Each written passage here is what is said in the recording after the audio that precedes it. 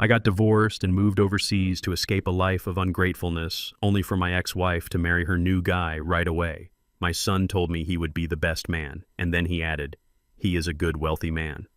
Not like you, Dad. But during the wedding, a guest said one line that made my ex-wife lose her mind, and then she called me begging for help. She did not know that the man she discarded was holding the keys to her entire future. Before I continue this story, let me know where you are watching from in the comments below. Hit like and subscribe if you have ever had to stand up to family who underestimated your worth. My name is Lucius Freeman, and I am 68 years old, sitting on the terrace of my villa in the Algarve, Portugal. I looked out at the Atlantic Ocean, the morning sun hitting the white waves, while my finger hovered over an iPad screen with a single tap. I authorized a $50 million acquisition, expanding my logistics empire into 3 new European ports. To the world, I was a ghost, a retired laborer who had faded into obscurity. But in reality, I was the silent owner of one of the largest supply chains on the East Coast. I took a sip of vintage port wine, savoring the silence, a silence that was shattered by the vibration of my phone on the marble table. The screen lit up with a name I had not heard from in months. Terrence, my son. I hesitated before answering. I knew this was not a courtesy call. Terrence never called to ask how my arthritis was or if I was enjoying my retirement. He only called when he needed something or when he wanted to remind me of my failures as a father. I swiped the screen and brought the phone to my ear. Silence hung on the line for a moment before his voice cut through, sharp and impatient. "Dad, are you in the States?" he asked, without a hello.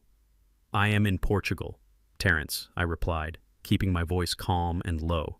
The Atlantic breeze was cool, but the sudden heat in my chest was familiar. "I have been here for 3 months. You need to come back," he demanded, his tone shifting from inquiry to command. "Mom is getting married on Saturday." The words hung in the salty air like a bad smell. Dolores and I had been divorced for exactly 90 days. 30 years of marriage dissolved in a courtroom. Because she claimed I lacked ambition. She wanted a high life. I refused to give her on credit. Now she was remarrying before the ink on our divorce papers was even dry.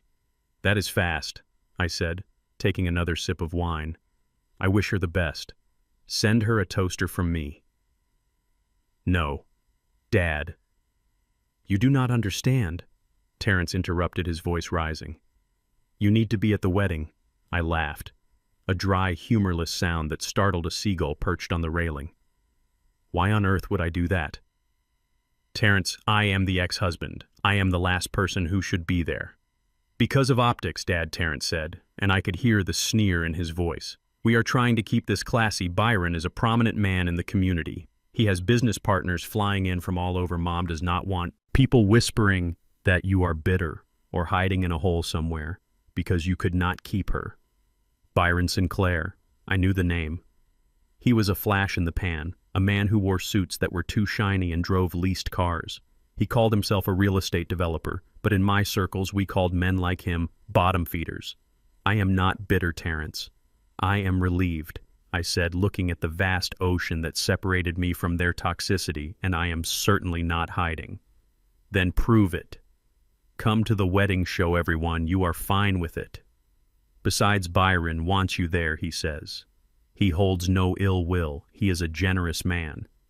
Dad, not petty like you." The insult landed with a dull thud. Generous petty for 30 years. I played a role. I drove trucks. I wore work boots stained with grease and oil. I came home tired and I put every spare dollar into a trust fund for my family. I wanted Terrence to see the value of hard work. I wanted Dolores to love me for the man I was, not the bank account I could provide. I had played the part of the blue-collar provider so well that they actually believed it. They looked at my calloused hands and saw failure. I looked at my bank statements and saw freedom. "He is generous, is he?" I asked, my grip tightening on the phone. "He paid off Mom's credit card debt last week," Terrence said, dropping the information like a bomb. $20,000, just like that snap of his fingers. Something you could never do in 30 years. He is taking care of her, Dad, the way a real man should. The irony was so thick I could taste it. I had paid off those credit cards secretly 3 times in the last decade. I had just never taken the credit because I did not want to shame Dolores. Now this charlatan was buying their affection with money he likely borrowed. If he is so perfect, then he does not need me there to validate him, I said, preparing to hang up. I am not flying across the ocean to watch a circus.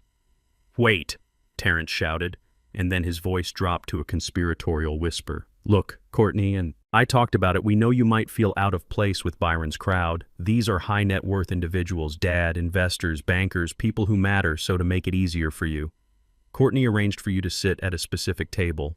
Courtney, my daughter-in-law. A woman who smiled with her teeth but never her eyes. A woman who once asked me to park my truck down the street when she had friends over so it would not lower the property value of the house I bought for them. Which table? I asked, my voice dropping to a dangerous register. Table 19, Terrence said quickly. It is near the service entrance. It is mostly Byron's former staff, some landscapers and the old nanny. You will feel more comfortable there. You can talk about, manual labor and things you understand. We just do not want you to feel awkward sitting with the executives. Silence stretched across the Atlantic Ocean, thousands of miles of fiber optic cable humming with the weight of that insult they wanted me to fly back to America to watch my ex-wife marry a con artist, and they wanted to seat me by the kitchen door with the staff so I would not embarrass them. They wanted the prop of the supportive ex-husband, but they wanted to hide the reality of the blue-collar worker. And Dad, Terrence added, delivering the final blow, please do not wear that old gray suit of yours, the one with the patches on the elbows. Courtney says it smells like diesel fuel. Just rent a tuxedo. Try to look like you belong, even if you don't. The rage did not explode. It crystallized it, turned into a cold, hard diamond in the center of my chest for years. I had tested them. I had waited for a spark of humility, a moment of gratitude, a sign that they valued the man over the material. I had waited in vain. They were not just blind. They were willfully cruel. I looked down at my iPad. The contract for $50 million was still waiting for my signature. I looked at my reflection in the dark glass of the sliding door, a 68-year-old, black man with white hair and a posture of steel. They thought I was a broken-down truck driver. They thought I was a cautionary tale. I will be there, I said, my voice devoid of any emotion.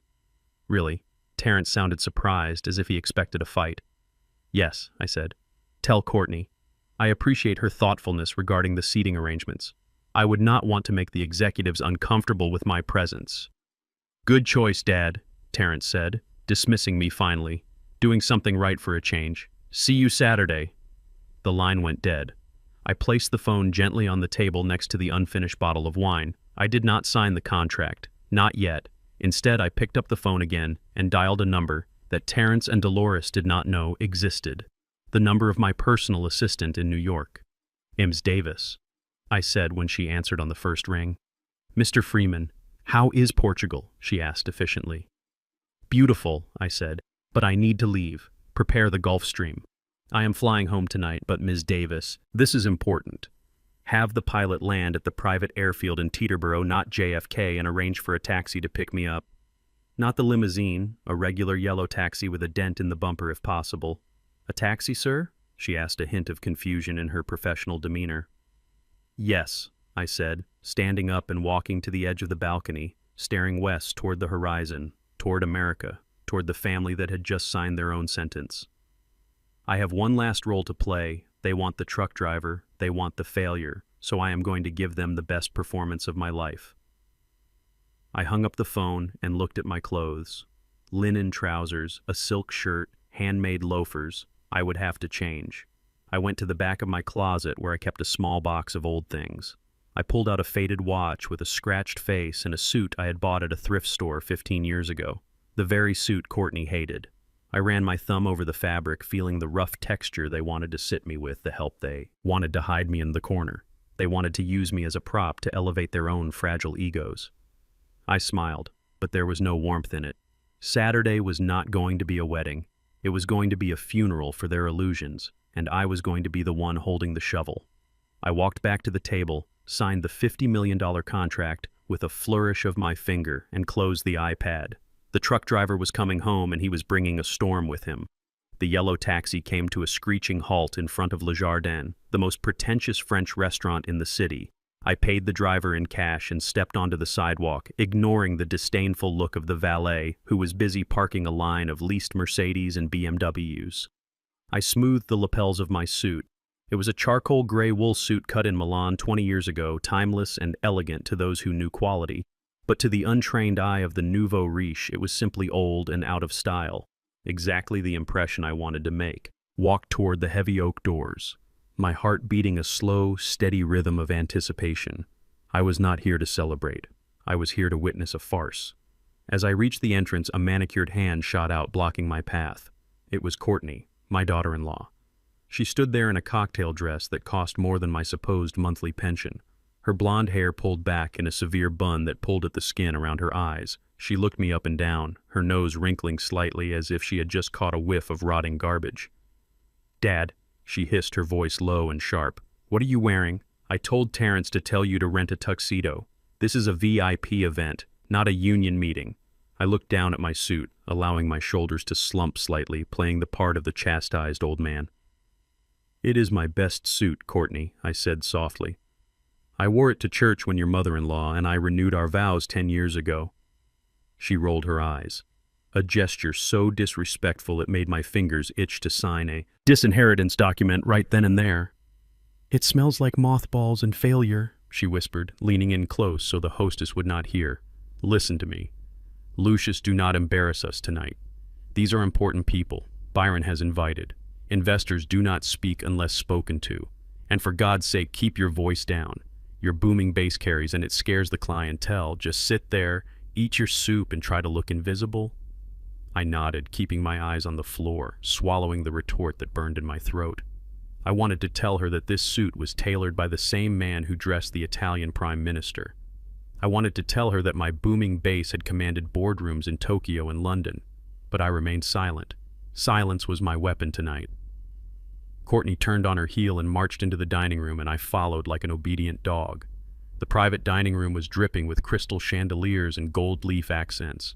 It was tacky, ostentatious, and exactly the kind of place Dolores would think was the height of sophistication.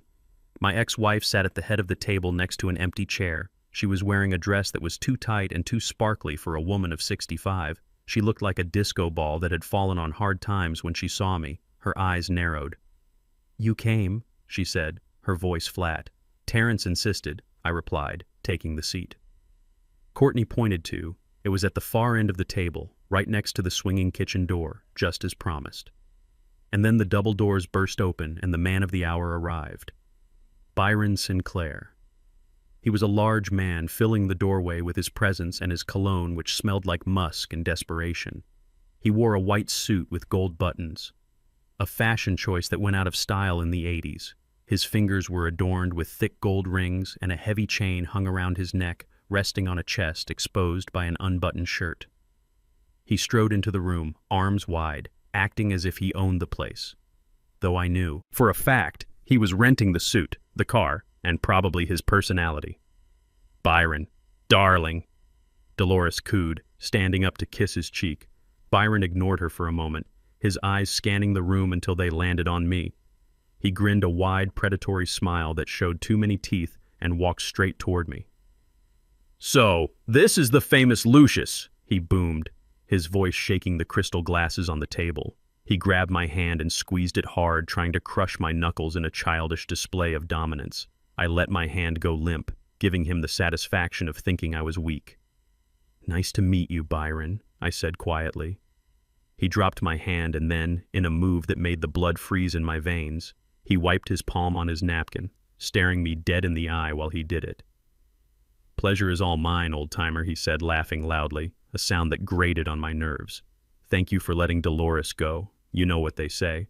One man's trash is another man's treasure," though looking at her now shining like a diamond. "I would say you were the one who did not know how to polish her." The table erupted in polite, nervous laughter. Terrence chuckled, sipping his wine, avoiding my gaze. "I understand," Byron continued, pulling out his chair and sitting down heavily. "It is hard to keep a woman like Dolores happy on a truck driver's salary. Women like her need diamonds, not diesel fuel." I picked up my water glass and took a sip, letting the insult wash over me. He thought. I drove trucks because I had told Dolores I worked in logistics and occasionally came home with grease on my hands from fixing the engines of my fleet. I never corrected her assumption that I was the one driving them. You are very generous, I said, my voice neutral. I try, Byron said, puffing out his chest. I am a self-made man. Lucius, real estate, imports, exports. I dabble in everything. I know how the world works. Unlike some people who spend their lives looking at the rear end of a trailer. He reached for a bottle of wine, pouring himself a glass, and as he extended his arm, his sleeve rode up, revealing a watch on his thick wrist. I froze. It was a gold watch with a distinctive blue face and a small diamond at the 12 o'clock position. It was not a Rolex or a Patek Philippe. It was a custom-made timepiece I commissioned in 1998. I stared at it, my mind racing back 20 years that year. My company, Freeman Logistics, had broken its first $10 million in revenue to celebrate. I had 50 of those watches made for my top employees and drivers who had been with me since the beginning. I had designed them myself. I looked from the watch to Byron's face, trying to place him. He looked different, older, heavier. But there was something familiar about the set of his eyes, the way he held his fork. Then it clicked. Byron.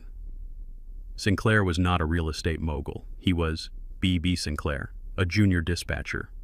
I had fired in '99 for falsifying overtime logs and stealing petty cash. He had kept the watch, the severance gift I gave to everyone I let go during the restructuring that year. He was wearing my watch, a watch I gave him while he sat there insulting me. I lowered my gaze to my plate, hiding the small smile that threatened to form on my lips. This was better than I could have imagined. He was not just a con artist, he was a former employee, a failed one at that. The dinner dragged on, an endless parade of rich food and cheap conversation. Byron dominated the room, telling stories of deals that never happened and properties he did not own. Dolores hung on his every word, her eyes shining with greed and adoration. Terrence nodded along, asking for investment advice like a puppy begging for scraps. I ate my soup in silence, listening, observing, cataloging every lie. Finally, the waiter arrived with the bill.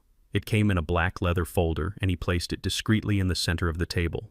The chatter stopped suddenly. The air in the room grew heavy. Byron patted the breast pocket of his white suit, then his side pockets, then his pants pockets, his face contorted into a mask of exaggerated surprise. "Oh, damn," he muttered loud enough for everyone to hear. "What is it, honey?" Dolores asked, touching his arm. "My wallet," Byron said, shaking his head. "I must have left it in the glove compartment of the Aston Martin. The valet parked it blocks away, and I do not have the ticket on me." He looked around the table, his eyes landing on me for a split second before sliding away. Dolores looked at the bill, then she looked at Byron, then slowly, inevitably she turned her head and looked at me. It was a reflex, born of 30 years of marriage. Whenever a bill arrived, whenever a pipe burst, whenever money was needed, she looked to Lucius. Lucius always fixed it. Lucius always paid. Even when we were supposedly poor, I always found a way. "Lucius," she said, her voice taking on that wheedling tone she used when she wanted something, since Byron forgot his wallet. "Maybe you could." She let the sentence hang in the air, expecting me to reach for my worn leather wallet, expecting me to sacrifice my dignity one last time to save her embarrassment, expecting the doormat to lie flat so they could wipe their feet. I looked at her.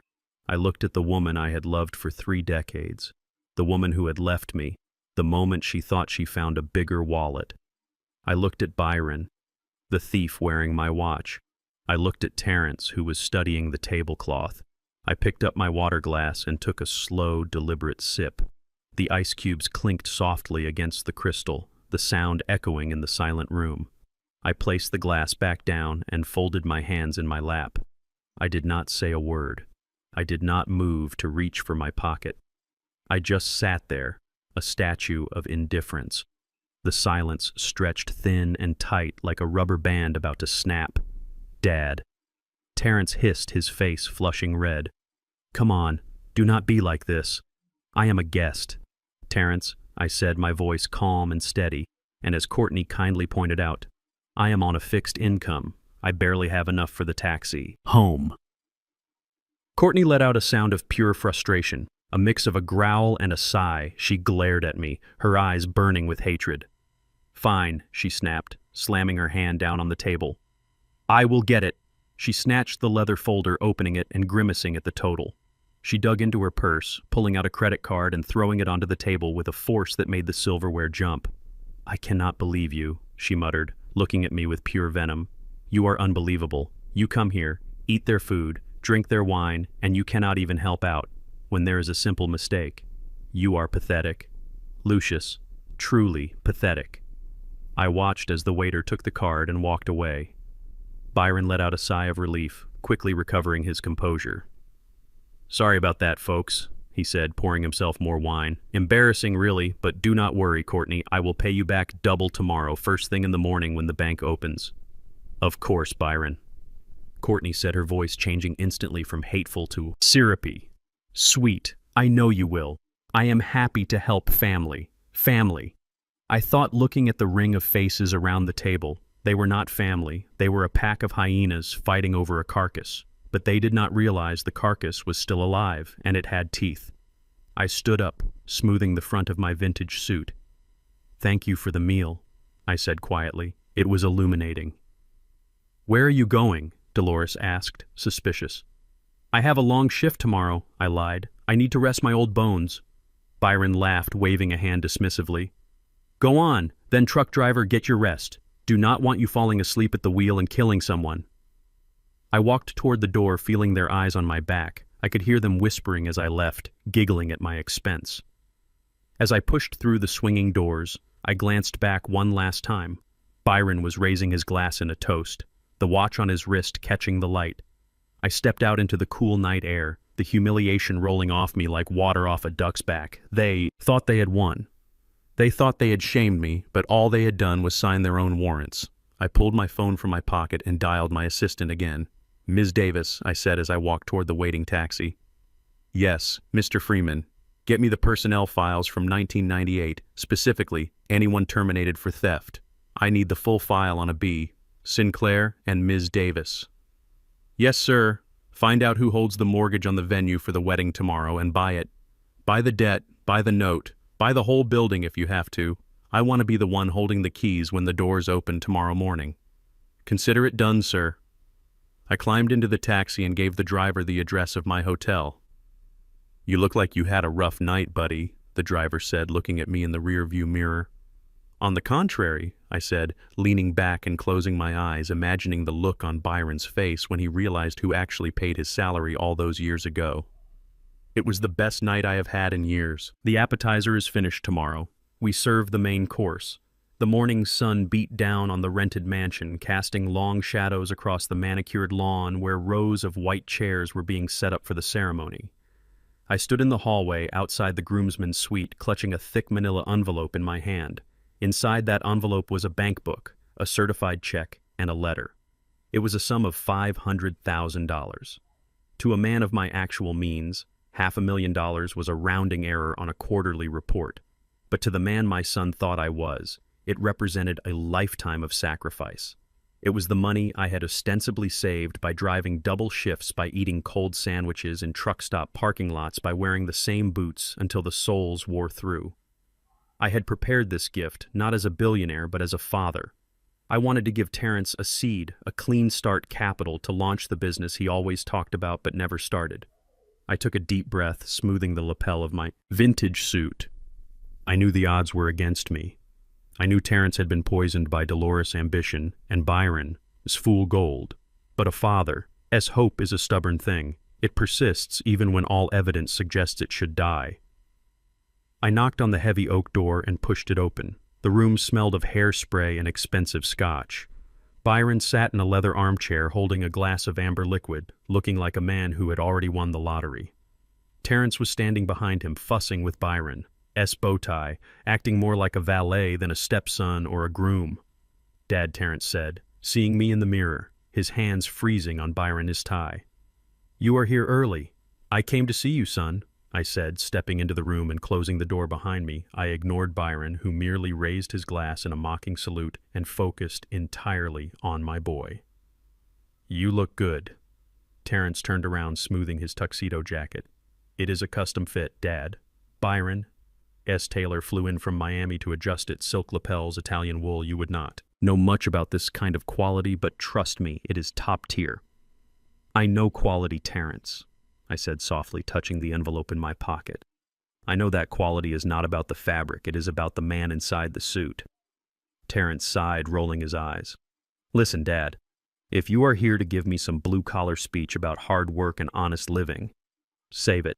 I have a lot on my mind today. This is a big event. Important people are coming. I am not here to lecture you, I said, pulling the envelope from my inner pocket. I stepped forward, holding it out to him. I am here to give you something. I know we have had our differences. I know you think I did not aim high enough in life, but I saved this for you. It is everything I have put away for the last 30 years. It is seed money, Terrence, for that tech startup you wanted to build. Terrence looked at the envelope as if it were a dirty rag. He did not take it. He did not even reach for it. He just stared at my hand with a look of profound disappointment, mixed with amusement. "What is in there, Dad?" he asked, a sneer curling his lip. "A savings bond. A check for $500, maybe $1,000. Did you skip lunch for a year to scrape this together?" "It is $500,000, I said, my voice steady. The room went silent. Byron choked on his scotch, coughing violently. Terrence's eyes went wide for a second before he burst out laughing, a cruel, sharp sound that cut deeper than any knife. "500 grand, he wheezed, shaking his head. "You are hilarious." "Dad, really? You missed your calling. You should have been a comedian. Where would a truck driver get $500,000? Did you rob a shipment?" "It is legitimate money," I said, my hand not wavering. "I invested wisely. I lived below my means. I saved it for you." Terrence stopped laughing and his face hardened. He stepped closer to me, invading my personal space, looking down at me with a mixture of pity and contempt. "Put it away, Dad," he said, his voice cold and final. "Just put your pennies back in your pocket and buy yourself a new truck or maybe a retirement home. I do not need your scraps." "It is not scraps, Terrence. It is a future. I have a future," he snapped, gesturing grandly toward Byron, who was wiping his mouth with a silk handkerchief. "You want to talk about investment? Byron just pledged $2 million to my company. $2 million. Dad, that is real money. That is wealth. That is power. He is going to introduce me to venture capitalists in Dubai. He is going to open doors you do not even know exist." I looked at Byron, who was preening in the chair, puffing out his chest like a peacock. $2 million from a man who could not pay for his own dinner last night, a man who was wearing a stolen watch. It was a lie, a fantasy built on smoke and mirrors. "He is lying to you, son," I said quietly. "He does not have $2 million. He does not have $2,000. "Don't you dare!" Terrence shouted, his face turning red. "Do not. You dare stand there in your cheap suit and insult a man who has done more for me in 3 months than you did in 30 years I raised you, Terrence," I said, feeling a cold numbness spreading through my chest. "I fed you. I clothed you. I taught you how to ride a bike. You taught me how to be mediocre." Terrence spat the words, hitting me like physical blows. "Byron taught me how to dream. He taught me that I deserve more. He is a good man. Dad, a wealthy man, a powerful man. Not like you. You are just a worker. B. You are just the help." The silence that followed was absolute. I looked at my son, really looked at him. I saw the greed in his eyes, the arrogance in his stance, the weakness in his chin. He was not a victim. He was a volunteer. He had chosen the illusion over the reality. He had chosen the lie over the truth. I slowly lowered my hand and placed the envelope back into my inside pocket. The weight of it against my chest felt different now. It was no longer a gift. It was a burden. Removed. "I understand," I said, my voice sounding strange to my own ears, distant and hollow. "I hope his $2 million brings you the happiness you are looking for." "It will," Terrence said, turning his back on me to return to Byron. "Ty, believe me, it will now if you are done playing the benevolent father. I have to get ready." I stood there for a moment, watching him serve the man who was leading him off a cliff. I felt a strange sensation. It was the severing of a tie, the snapping of a cord that had bound me to him for 32 years. It was painful, but it was also liberating. I turned to leave my hand on the doorknob when the door flew open, nearly hitting me in the face. Courtney swept into the room like a hurricane of white lace and floral perfume. She was holding a clipboard and wearing a headset, barking orders at someone on the other end. "No," I said. "The hydrangeas go on the left, not the right." "The left. Are you?" Incompetent? Fix it now. She hung up and looked at me, her eyes narrowing. She did not see a father-in-law. She saw a stain on her perfect picture. What are you? What? Doing in here? She shrieked, looking from me to Terrence and back again. Lucius, you are ruining the aesthetic I was just leaving, I said, stepping aside. You are wrinkling him, she accused, pointing a manicured finger at Terrence's jacket. You are probably getting dust or grease or whatever it is you have on you all over his tuxedo. Get away from him. I have not touched him, I said calmly. Well, you are breathing his air, she snapped. She looked me up and down, her lip curling in disgust. And look at you. I told you to stay out of sight until the ceremony began. The photographer is taking candid shots in the hallway. I do not want you in the background ruining the composition. I will go to my seat, I said, moving toward the door. Not that way, she shouted, blocking my path with her body, her large white dress taking up most of the space. The guests are arriving through the main hall. My father, yes, business partners are out there. The senator is out there. I do not want them seeing you wandering around looking like you are lost. Go out the back. She pointed to a small, nondescript door in the corner of the room, a door meant for catering staff and cleaning crews. The service entrance, I asked, looking at the door and then back at her. Yes, the service entrance, she hissed. It leads to the garden. You can walk around the perimeter to the back of the seating area. Just stay out of sight until you sit down. And for God's sake, do not talk to anyone important. Just sit at table 19 and wait for the food. I looked at Terrence, expecting him to say something to defend his father, to tell his wife that I was not a servant to be shooed out the back door. But Terrence did not look at me. He was looking at himself in the mirror, adjusting his cufflinks, pretending I did not exist. I looked at Byron, who was smirking behind his glass, enjoying the show. Very well, I said, my voice ice cold. I will use the service entrance. I walked to the small door, my head held high. I did not look back. I did not say goodbye. I opened the door and stepped into a narrow concrete corridor that smelled of garbage and stale cooking oil. As the door clicked shut behind me, muffling the sounds of the luxury suite, I reached into my pocket and touched the envelope again. $500,000 they had thrown me out with the trash. Not knowing I was carrying a fortune in my pocket, I walked down the dark corridor, the sound of my footsteps echoing against the concrete blocks. They wanted me to be the help they wanted me to be, invisible. So be it. I would go out the back door, I would sit at the table near the kitchen, I would be the ghost at their feast. But as I pushed open the heavy metal door at the end of the hall and stepped out into the blinding sunlight, I knew one thing for certain. The man who walked into that room was a father trying to save his son. The man who walked out was a stranger who owed them nothing. I checked my phone. I had a text message from my assistant, Ms. Davis, telling me that the acquisition of the Venus mortgage was complete. I owned the building, I owned the land, I owned the very ground they were standing on. I smiled a cold, hard smile.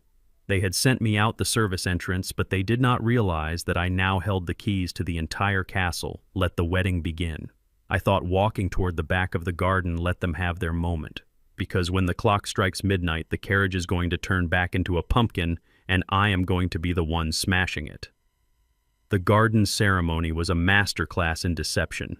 Everything from the imported white orchids to the silk ribbons on the chairs screamed exclusivity, but to my trained eye it all screamed rental. I sat in the back row a few feet away from the catering tent where the smell of heating trays and sternum-burning fuel mingled with the scent of expensive perfume. Courtney had made sure I was hidden behind a large floral arrangement, a ghost at the feast of my own replacement. The organ music swelled a dramatic crescendo that signaled the arrival of the bride. Dolores walked down the aisle, and I had to admit she looked beautiful. She was wearing a dress that was far too young for her, a mermaid cut with a train that required 2 flower girls to carry, but her smile was radiant. It was the smile of a woman who believed she had finally won the lottery. Byron stood at the altar, puffing out his chest in that white suit, looking like a plantation owner from a bad movie. He watched her approach with a look of possessive hunger, not love-greed. He saw her not as a partner, but as an asset, a trophy to polish his fraudulent reputation. When the music faded and the officiant began the service, the air grew heavy with humidity and expectation. I watched my son Terrence standing beside Byron, holding the rings, looking at this con man with a reverence he had never shown me. It broke my heart. but it also hardened my resolve.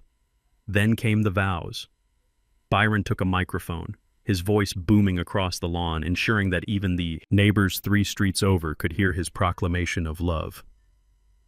"Dolores, my queen," he said, gazing into her eyes with practiced intensity.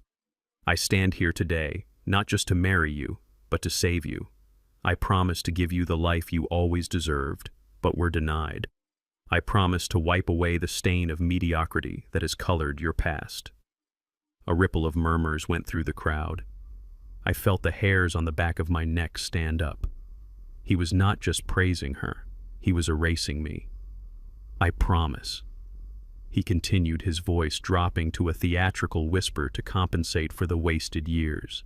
"The years you spent counting pennies, the years you spent living in the shadow of a man who could not give you the sun.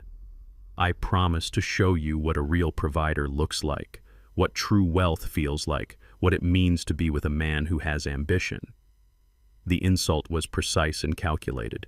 It was a slap in the face delivered from the safety of the altar. Slowly, heads began to turn. People shifted in their seats, craning their necks to look toward the back, toward the service entrance, toward me. I saw pity in some eyes, amusement in others. Courtney looked back at me, a smug smile playing on her lips. She was enjoying this. She was enjoying seeing the truck driver put in his place. I sat frozen, my face a mask of stone inside. I was burning. The sheer audacity of this man to stand there in a rented suit wearing a stolen watch and lecture me on provision and ambition was almost impressive.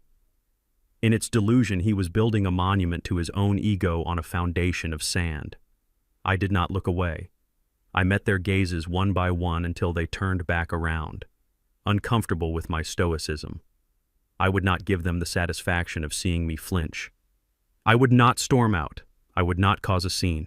I would sit there and let him dig his grave deeper with every word. Byron finished his vows with a flourish, wiping a fake tear from his eye. Dolores was sobbing openly, overwhelmed by the performance. She took the microphone, her hands trembling. "Byron," she said, her voice thick with emotion, "you are my savior. You are the knight who came late, but right on time. Thank you for rescuing me from a small life. Thank you for showing me the world." I looked away, unable to watch her humiliate herself any further. My gaze drifted to the perimeter of the garden, scanning the crowd of guests. Most were strangers, friends of the Sinclairs or business associates. Byron was trying to impress, but near the entrance gate, standing in the shadow of a large oak tree, I saw a figure that did not belong.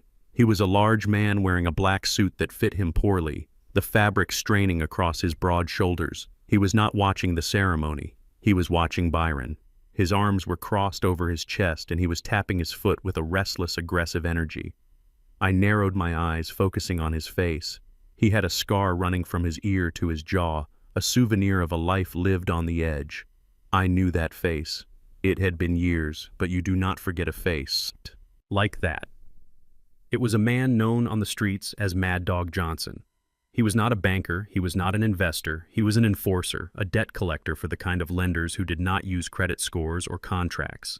They used baseball bats and intimidation. I had seen him around the docks years ago when I was building my company. Collecting protection money from the smaller vendors, he was bad news, the kind of man you cross the street to avoid. Why was a mid-level enforcer for the city's loan shark standing at a high society wedding? Unless he was an invited guest, which seemed unlikely given his attire and demeanor. There was only one reason he was there. He was working. I watched as Mad Dog checked his watch, then looked back at Byron with an expression of pure menace. He was impatient, he was angry, and he was focused entirely on the groom. The pieces of the puzzle clicked into place with a terrifying clarity. Byron was not just a con artist living on credit, he was in deep with the wrong people. You do not get a visit from Mad Dog Johnson for a late credit card payment. You get a visit from him when you owe a lot of money to dangerous people and you have stopped returning their calls. Byron was smiling at the altar, slipping a ring onto Dolores' finger, unaware that the Reaper was standing 20 yards away, checking the time. This was not just a wedding, it was a crime scene in the making. Byron was likely counting on Dolores' assets or the wedding gifts to pay off a debt that could get him killed. He was desperate, and desperate men do dangerous things. I looked at Terrence standing there oblivious, smiling like a fool. He had tied his wagon to a falling star and he had no idea he was about to crash. The ceremony ended with a kiss that was more performance than passion, and the couple walked back up the aisle to the sound of applause. Mad Dog stepped back into the shadows, disappearing behind the tree line. But I knew he had not left. He was waiting. The guests began to move toward the reception area, a large white tent set up on the other side of the lawn. I stood up stiffly, my knees protesting the long period of sitting motionless. I joined the flow of people, keeping my head down, maintaining my invisibility.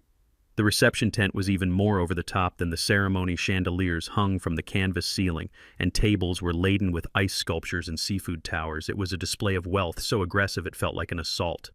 I found my table 19, tucked away in a corner near the portable restrooms and the catering staging area. My dinner companions were exactly who Terrence had promised, the elderly nanny who had raised Byron. As first set of children, a landscaper who looked uncomfortable in his suit, and a few distant cousins who seemed confused as to why they were there. I sat down, my back to the wall, watching the room. Dolores and Byron were making the rounds, greeting guests, accepting congratulations. Dolores was beaming, thrusting her left hand out. "To anyone who would look," showing off her ring. "Look," she squealed to a group of women near the center of the room. 5 carats. "Byron designed it himself," he said. "Nothing else was good enough for me." The women gasped and cooed, leaning in to admire the stone. I watched from across the room, my vision sharpened by decades of inspecting goods for quality control. Even from this distance, something was wrong with the ring. A diamond of that size has a specific fire, a depth of light that draws the eye in. It plays with the spectrum, throwing flashes of gray and white with hints of color. This stone was throwing rainbows. It was flashing blue and orange and red with a chaotic brilliance that lacked depth. It was too clear, too perfect, too shiny. I stood up and walked toward the water station, moving closer to where Dolores was holding court. I needed to be sure. As I passed by, I glanced at the ring, catching the light from the chandeliers. It was unmistakable. The lack of inclusions, the high dispersion of light the way, the edges of the facets looked slightly rounded instead of razor sharp. It was cubic zirconia, a high-quality one perhaps, but a fake. Nonetheless, Byron had given my ex-wife a piece of glass and told her it was a king's ransom. I looked at Byron. He was laughing loudly, a glass of champagne in one hand, his other hand resting possessively on Dolores' waist. He caught my eye and winked, a gesture of pure arrogance. He thought he had fooled everyone. He thought he was the smartest man in the room. I poured myself a glass of water, my hand steady, my mind racing. He had insulted me. He had stolen my watch. He had corrupted my son, and now he had married my wife with a Cracker Jack prize. I walked back to my table and sat down, the water tasting cool and clean against the bile rising in my throat. Dolores was showing off a lie, wearing a lie, living a lie. And the man in the black suit was waiting outside to collect the bill. I checked my phone, waiting for the message from my assistant that would give me the leverage I needed. The party was just getting started, and the guests had no idea that the floor was about to drop out from under them. I took a sip of water and waited, watching the light refract through the fake diamond on my ex-wife's finger. It was beautiful, it was flashy, and it was completely worthless, just like her new husband, just like the life she thought she had won. I settled in for the show, knowing that the final act was going to be a tragedy for them and a vindication for me. The truck driver was about to drive right through their house of cards. The reception was in full swing, a carnival of excess that made my teeth ache. Byron had commandeered the microphone again, unable to let a single moment pass without reminding everyone of his supposed magnificence. He stood in the center of the dance floor, the spotlight reflecting off his rented white suit and the fake gold chains around his neck. He looked like a televangelist selling salvation on a payment plan. Sat at table 19, nursing a glass of lukewarm water, watching the performance. My table mates had long since abandoned any attempt at conversation, mesmerized by the sheer volume of Byron's ego. Courtney was standing near the stage, beaming with a pride that was entirely unearned, while Terrence looked on with the adoration of a disciple. Byron raised a hand for silence, and the room obediently quieted down. "My friends," he boomed, his voice echoing through the tent, "today is just the beginning. Dolores and I are not just building a marriage, we are building an empire next month. We break ground on a project that will change the skyline of Dubai, a residential complex so luxurious it makes the Taj Mahal look like a gas station." The crowd gasped and applauded. Dolores clasped her hands to her chest. looking at him as if he had hung the moon. I stifled a laugh. Dubai, the man probably could not find Dubai on a map, let alone finance a construction project there, but the lie was so big, so audacious, that people swallowed it whole because they wanted to believe they wanted to be part of the magic trick.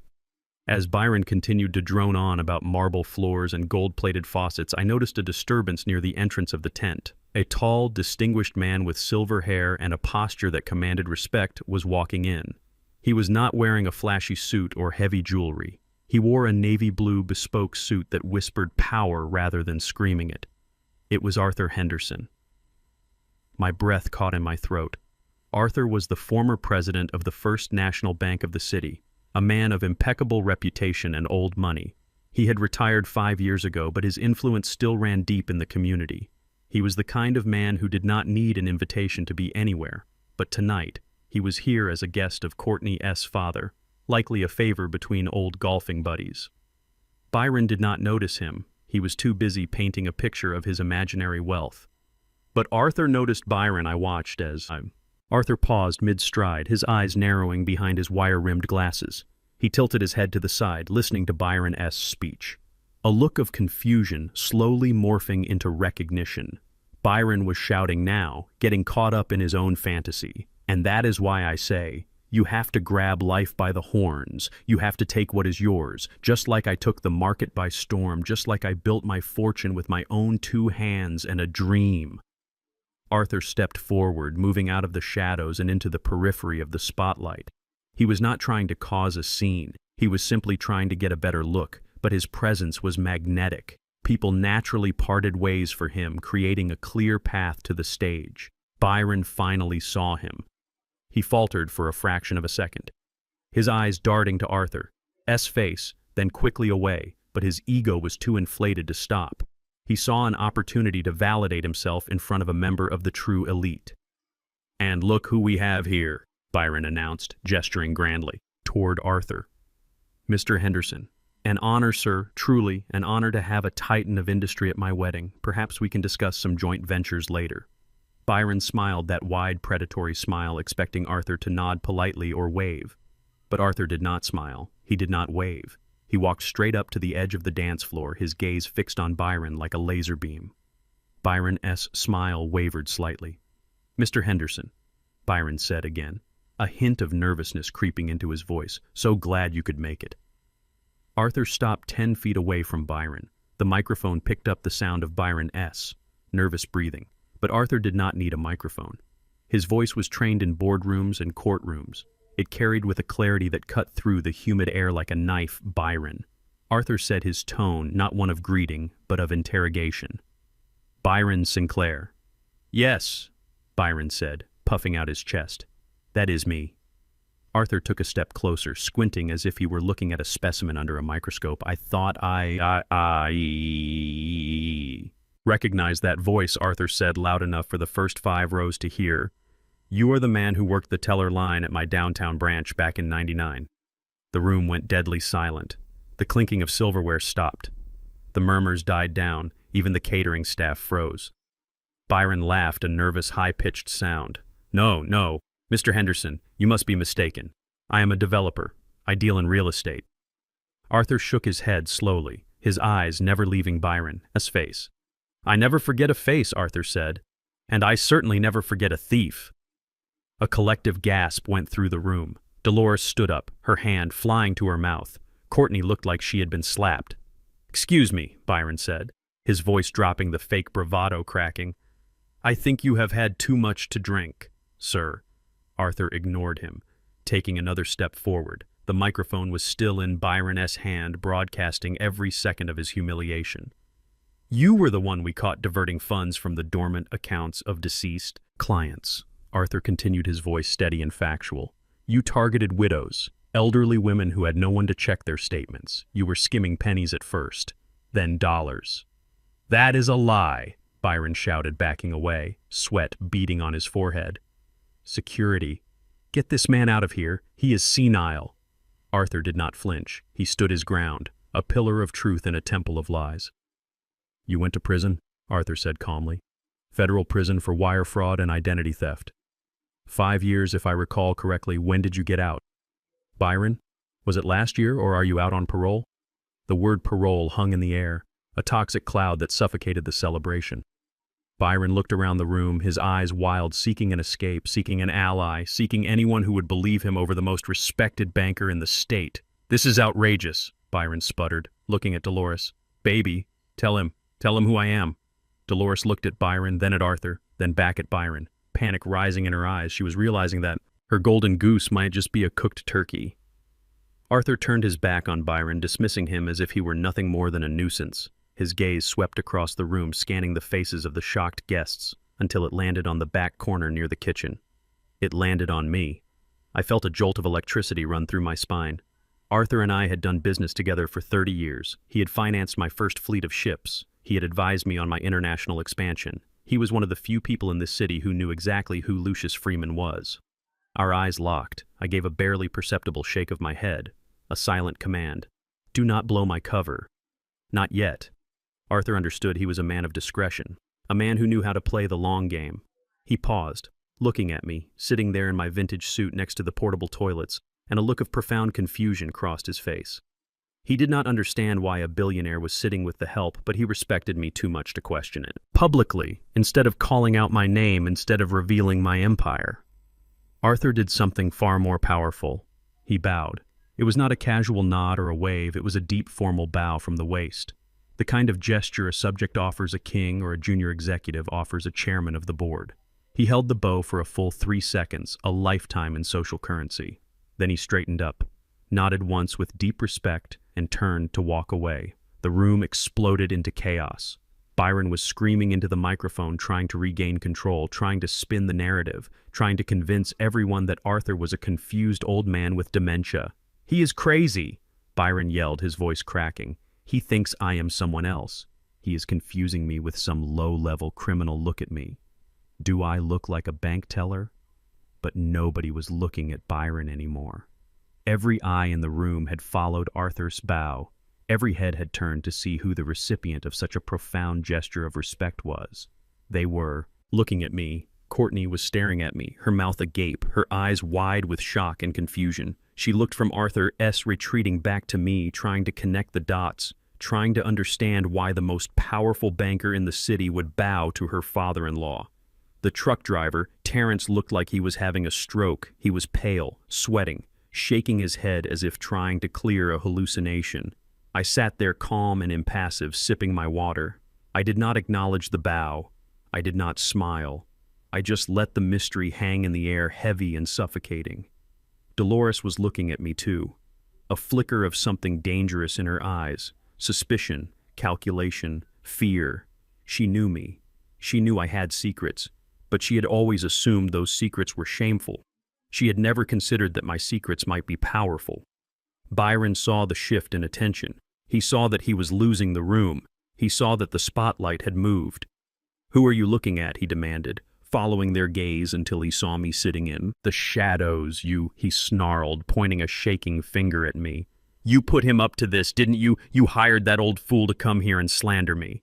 You are jealous because I have everything you never could give her." I slowly placed my glass on the table, the sound magnified by the sudden hush of the room. I stood up, my movements deliberate and slow. I adjusted my cuffs. I smoothed my jacket. I did not say a word to Byron. I did not defend myself. I did not attack him. I simply looked at him with the cold, detached gaze of a man watching an insect struggle in a spider web. Byron's face turned purple with rage. "Get him out of here," he screamed at the security guards. "Get that man out of here now." But the guards hesitated. They looked at Byron, sweating and manic, and then they looked at me, standing calm and composed, and they looked at the door where Arthur Henderson had just exited, and they did not move. They sensed the shift in power. They smelled the fear on Byron, and the authority on me. Byron threw. Byron. The microphone to the ground, the feedback screeching through the speakers, making everyone cover their ears. "This wedding is over," he yelled, grabbing a bottle of champagne from a passing waiter's tray and taking a swig straight from the bottle, "until you people learn some respect." He stormed off the dance floor, heading toward the bar, leaving his bride standing alone in the center of the room, looking like a statue of abandoned hope. The guests began to whisper a low hum of gossip and speculation that sounded like a swarm of bees. I sat back down, crossing my legs. I checked my watch. It was almost time for the next act. Courtney marched over to my table, her heels clicking aggressively on the wooden floor of the tent. She leaned over, getting right in my face, her breath smelling of nervous wine. "What did you do?" she hissed. "What did you say to Mr. Henderson? Why did he look at you like that?" I looked up at her, my expression bored. "I did nothing, Courtney. I said I haven't moved from this table all night as per your instructions." "Do not lie to me," she spat. "Mr. Henderson does not bow to truck drivers." "Who are you, Lucius? Who are you really?" "I am just the help, Courtney," I said, smiling a thin, cold smile, "just the man sitting by the kitchen door." She stared at me, searching my face for a crack for a sign, but I gave her nothing. She spun around and stormed off toward Terrence, grabbing his arm and whispering furiously in his ear. I watched them panic. I watched them crumble. I watched the doubt eat away at their certainty. Byron was at the bar, downing shots, trying to drown the truth that Arthur had just poured over him. But the truth is a buoyant thing. It always floats to the top. I looked toward the entrance of the tent. The flap was moving. Someone was coming in. Someone who had not been invited, but who had every right to be there. It was Mad Dog Johnson, the enforcer. He stepped into the tent, his eyes scanning the room until they landed on Byron at the bar. He smiled a smile that promised violence and started walking. I checked my watch again, right on time. The climax was not over. It was just beginning. Arthur Henderson had lit the fuse, but Mad Dog was the explosion. I took another sip of water, watching the enforcer close the distance between himself and the groom. This was going to be a wedding reception they would talk about for years, and I had the best seat in the house. The air in the tent had changed, shifting from a celebratory atmosphere to one of suffocating tension after Arthur Henderson's departure. Courtney was the first to snap out of the trance, while the other guests murmured and cast side glances at my table. Courtney did not look at me. She looked at the head table, specifically at the velvet box sitting next to Dolores' champagne flute. Courtney was a shark in her own right. She was ambitious, shallow, and obsessed with status. She had married Terrence because she believed he was the heir to a comfortable future, but the cracks in the facade were starting to show, and survival instinct was kicking in. She needed to know the truth. She needed to know if she was standing on solid ground or if she was about to fall into a sinkhole. I watched as she maneuvered through the crowd, her movements sharp and jerky. She approached the head table where Dolores was busy trying to laugh off the incident with Mr. Henderson, talking too loudly about how old age affects the memory. Dolores was distracted, flustered, and completely unaware that her daughter-in-law was about to dissect her life. Courtney reached out and picked up the jewelry box, the one that had contained the diamond necklace Byron had presented to Dolores earlier in the evening, a gift that was supposed to seal the deal of their eternal love. Dolores had put the necklace on, but she had left the box sitting there open like a trophy. I leaned forward in my chair, my eyes fixed on Courtney's hands. She turned the box over, examining the quality of the velvet, running her finger along the hinge. She was looking for a brand name, a stamp of authenticity, something that said Cartier or Tiffany or Harry Winston. She frowned. There was no brand name. It was a generic cheap box, the kind you get at a mall kiosk. But then her fingernail caught on something on the bottom of the box, a small white sticker that had been hastily peeled off, but not completely removed. She brought the box closer to her face, squinting in the dim light of the chandeliers. She used her manicured nail to scratch at the sticker, peeling back the residue to reveal the text underneath. I could not see the words from where I sat, but I saw the blood drain from Courtney's face. Her eyes went wide and her mouth opened in a silent gasp. She looked at the box. Then she looked at Dolores. Then she looked at Byron with a mixture of horror and pure, unadulterated rage. The sticker did not say 14. Carat gold. It did not say made in Italy. It said property of stage right. Prop rentals. 24-hour rental. Late fees apply. Courtney stood there frozen, holding the evidence of her mother-in-law's fraud in her hand. The diamond necklace around Dolores' neck was not a family heirloom. It was not an investment. It was a prop glass and paste meant to sparkle under stage lights for a few hours before being returned to a warehouse. I saw the realization wash over Courtney. She had just watched her father-in-law, the supposed truck driver, receive a bow from a banking titan, and now she was holding proof that her new stepfather-in-law was renting his affection by the hour. The world she thought she knew was flipping upside down, and she was terrified. She dropped the box back onto the table as if it were radioactive. She did not say a word to Dolores. Not yet. She backed away, her eyes darting around the room, looking for an exit, looking for answers, looking for someone to blame. But the drama at the head table was just the prelude to the main event while Courtney was having her silent breakdown. The man in the ill-fitting black suit, Mad Dog Johnson, decided he had waited long enough. He stepped out of the shadows near the bar and began to cut a path through the crowd. He moved with the heavy, unstoppable momentum of a freight train. Guests scrambled to get out of his way, sensing the violence radiating off him like heat waves. Byron was at the edge of the dance floor trying to charm a group of skeptical investors, laughing too loud, sweating too much. He did not see Mad Dog coming until it was too late. The enforcer walked right up to the groom and clapped a heavy hand on his shoulder. It was not a friendly tap, it was a grip meant to paralyze. Byron flinched, dropping his champagne glass. It shattered on the dance floor, the sound sharp and jarring. Byron spun around, a smile plastered on his face, ready to greet another well-wisher. But the smile died instantly when he saw who was standing there. Mad Dog did not smile. He leaned in close, his face inches from Byron's, ignoring the personal space, ignoring the social norms of a wedding reception. "We need to talk, Mad Dog," said his voice, a low rumble that vibrated in my chest from 20 feet away. Byron's eyes darted around the room, seeking an escape, seeking security, seeking anyone who could save him. "Not now," he hissed, his voice trembling slightly. "This is my wedding, can't you see? I am busy." Mad Dog did not blink. He tightened his grip on Byron's shoulder, his knuckles turning white against the cheap fabric of the white suit.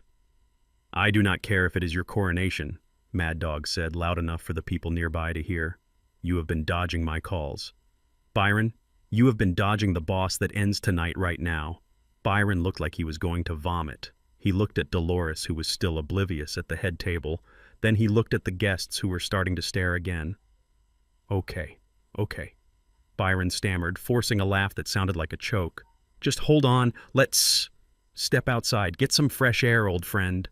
He tried to shrug off Mad Dog's hand, but the enforcer did not let go. He steered Byron toward the side exit, the one that led to the service corridor, not the main entrance. Mad Dog was taking him out like the trash.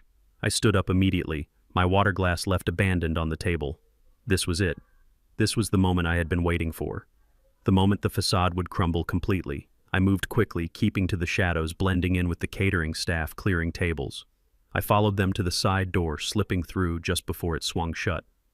They were in the hallway, a narrow passage lined with marble pillars and decorative plants meant to hide the service elevators from the guests. It was quiet here, the music from the reception muffled by the heavy doors. I pressed myself behind a large pillar, holding my breath, listening. Byron was backed up against the wall, Mad Dog standing over him, imposing and terrifying. 200,000. Mad Dog growled, poking Byron in the chest with a thick finger.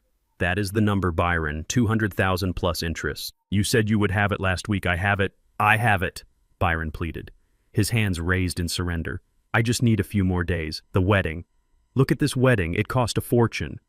"It cost a fortune. You do not have." Mad Dog snapped. "Did you pay for this, or did you put it on another line of credit?" "You do not have." "It is an investment," Byron insisted, sweating profusely. "Once this is over, once I have access to the accounts, I can pay you back double. I swear." "Access to what accounts?" Mad Dog asked, his voice dripping with skepticism. "Her accounts," Byron said, pointing toward the ballroom door. "My wife's accounts. She is loaded. Man, she was married to some guy for 30 years, got a massive settlement in the divorce. She has a house in the suburbs, fully paid off, worth at least 400,000. I checked the records. I smiled in the darkness, a cold predator's smile. So that was his plan. He had done his homework. He knew about the house, he knew about the divorce settlement, but he had missed one crucial detail, a detail that was about to cost him everything. "You are going to sell your wife's house?" Mad Dog asked, raising an eyebrow. "I am going to sell everything," Byron said, his voice gaining a desperate confidence. "That old hag will sign whatever I put in front of her. She is desperate. She thinks I am some big-shot developer. I will tell her we are leveraging the equity for a project in Dubai. She will sign the deed over to me by Monday morning, and I will have your cash by Tuesday noon." Old hag, the words hung in the air, heavy with contempt. He was not just a thief, he was a predator, feasting on Dolores S., insecurity exploiting her need for validation. He was going to strip her of the only asset she had left and leave her on the street without a second thought. Mad Dog laughed, a harsh barking sound. "I do not care how you get it. Byron, sell the house, sell the ring, sell the woman. I do not care, just get me my money, or the next time I see you I will be bringing a bone saw, not a conversation." "Need time," Byron begged. "Just give me until Tuesday."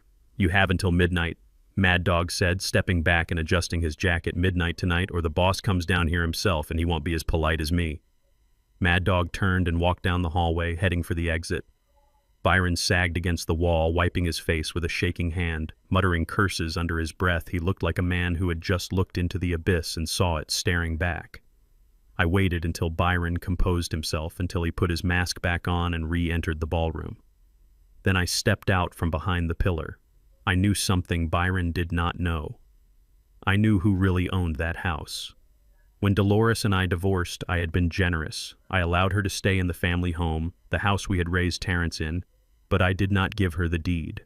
The house was held in a trust controlled by me.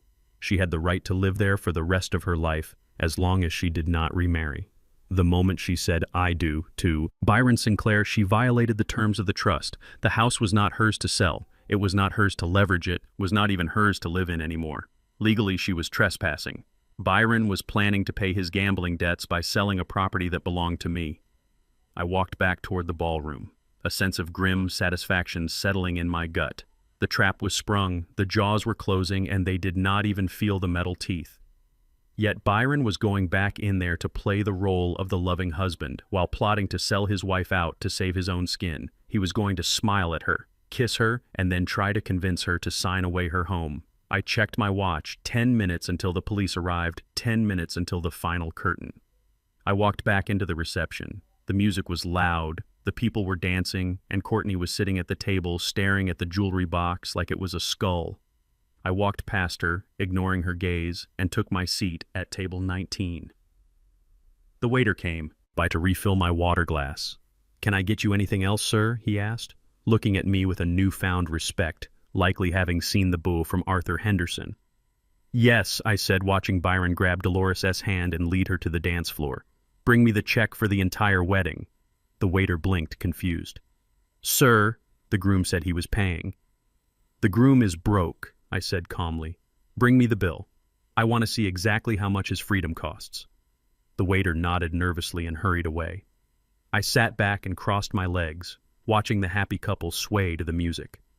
Byron whispered something in Dolores' ear, probably a lie about how much he loved her, probably the first step in his plan to get her to sign the papers. She smiled up at him, that fake diamond flashing under the lights, oblivious to the fact that she was dancing with a wolf. But the wolf had forgotten one thing. The shepherd was back in town and he was done tending the flock. It was time to slaughter the predator. The waltz ended and Byron released Dolores, pulling her in for a final kiss that looked more like he was checking her teeth for gold fillings. He whispered something in her ear and then headed toward the bar. His shoulders slumped under the weight of his mounting panic. Dolores was glowing, unaware that her world was currently held together by duct tape and lies. She scanned the room, soaking up the attention until her eyes landed on me sitting quietly at table 19. Her smile vanished instantly, replaced by a look of pure, unadulterated fury. She picked up her skirts and marched across the dance floor, her heels clicking like gunshots on the hardwood. I did not move. I did not flinch. I just watched her come, a heat-seeking missile in white lace. She grabbed my arm, her nails digging into the fabric of my vintage suit. "You!" she hissed, her voice a low, venomous whisper. "Come with me now." She dragged me toward a secluded alcove near the dessert station, away from the prying eyes of the guests, but close enough that I could still see Byron downing another drink. "What is the meaning of this, Lucius?" she demanded, her face inches from mine, her breath smelling of champagne and malice. I gently removed her hand from my arm, smoothing the fabric where her nails had left indentations. "Meaning of what, Dolores?" I asked calmly. "Do not play dumb with me," she snapped, her eyes blazing. "You hired that man, didn't you, that Henderson fellow? You paid him to come here and humiliate Byron in front of everyone." I laughed, a dry, humorless sound. "Dolores Arthur Henderson is not a man who can be hired. He is a man who owns half the city." "Liar," she spat. "You have always been jealous of Byron.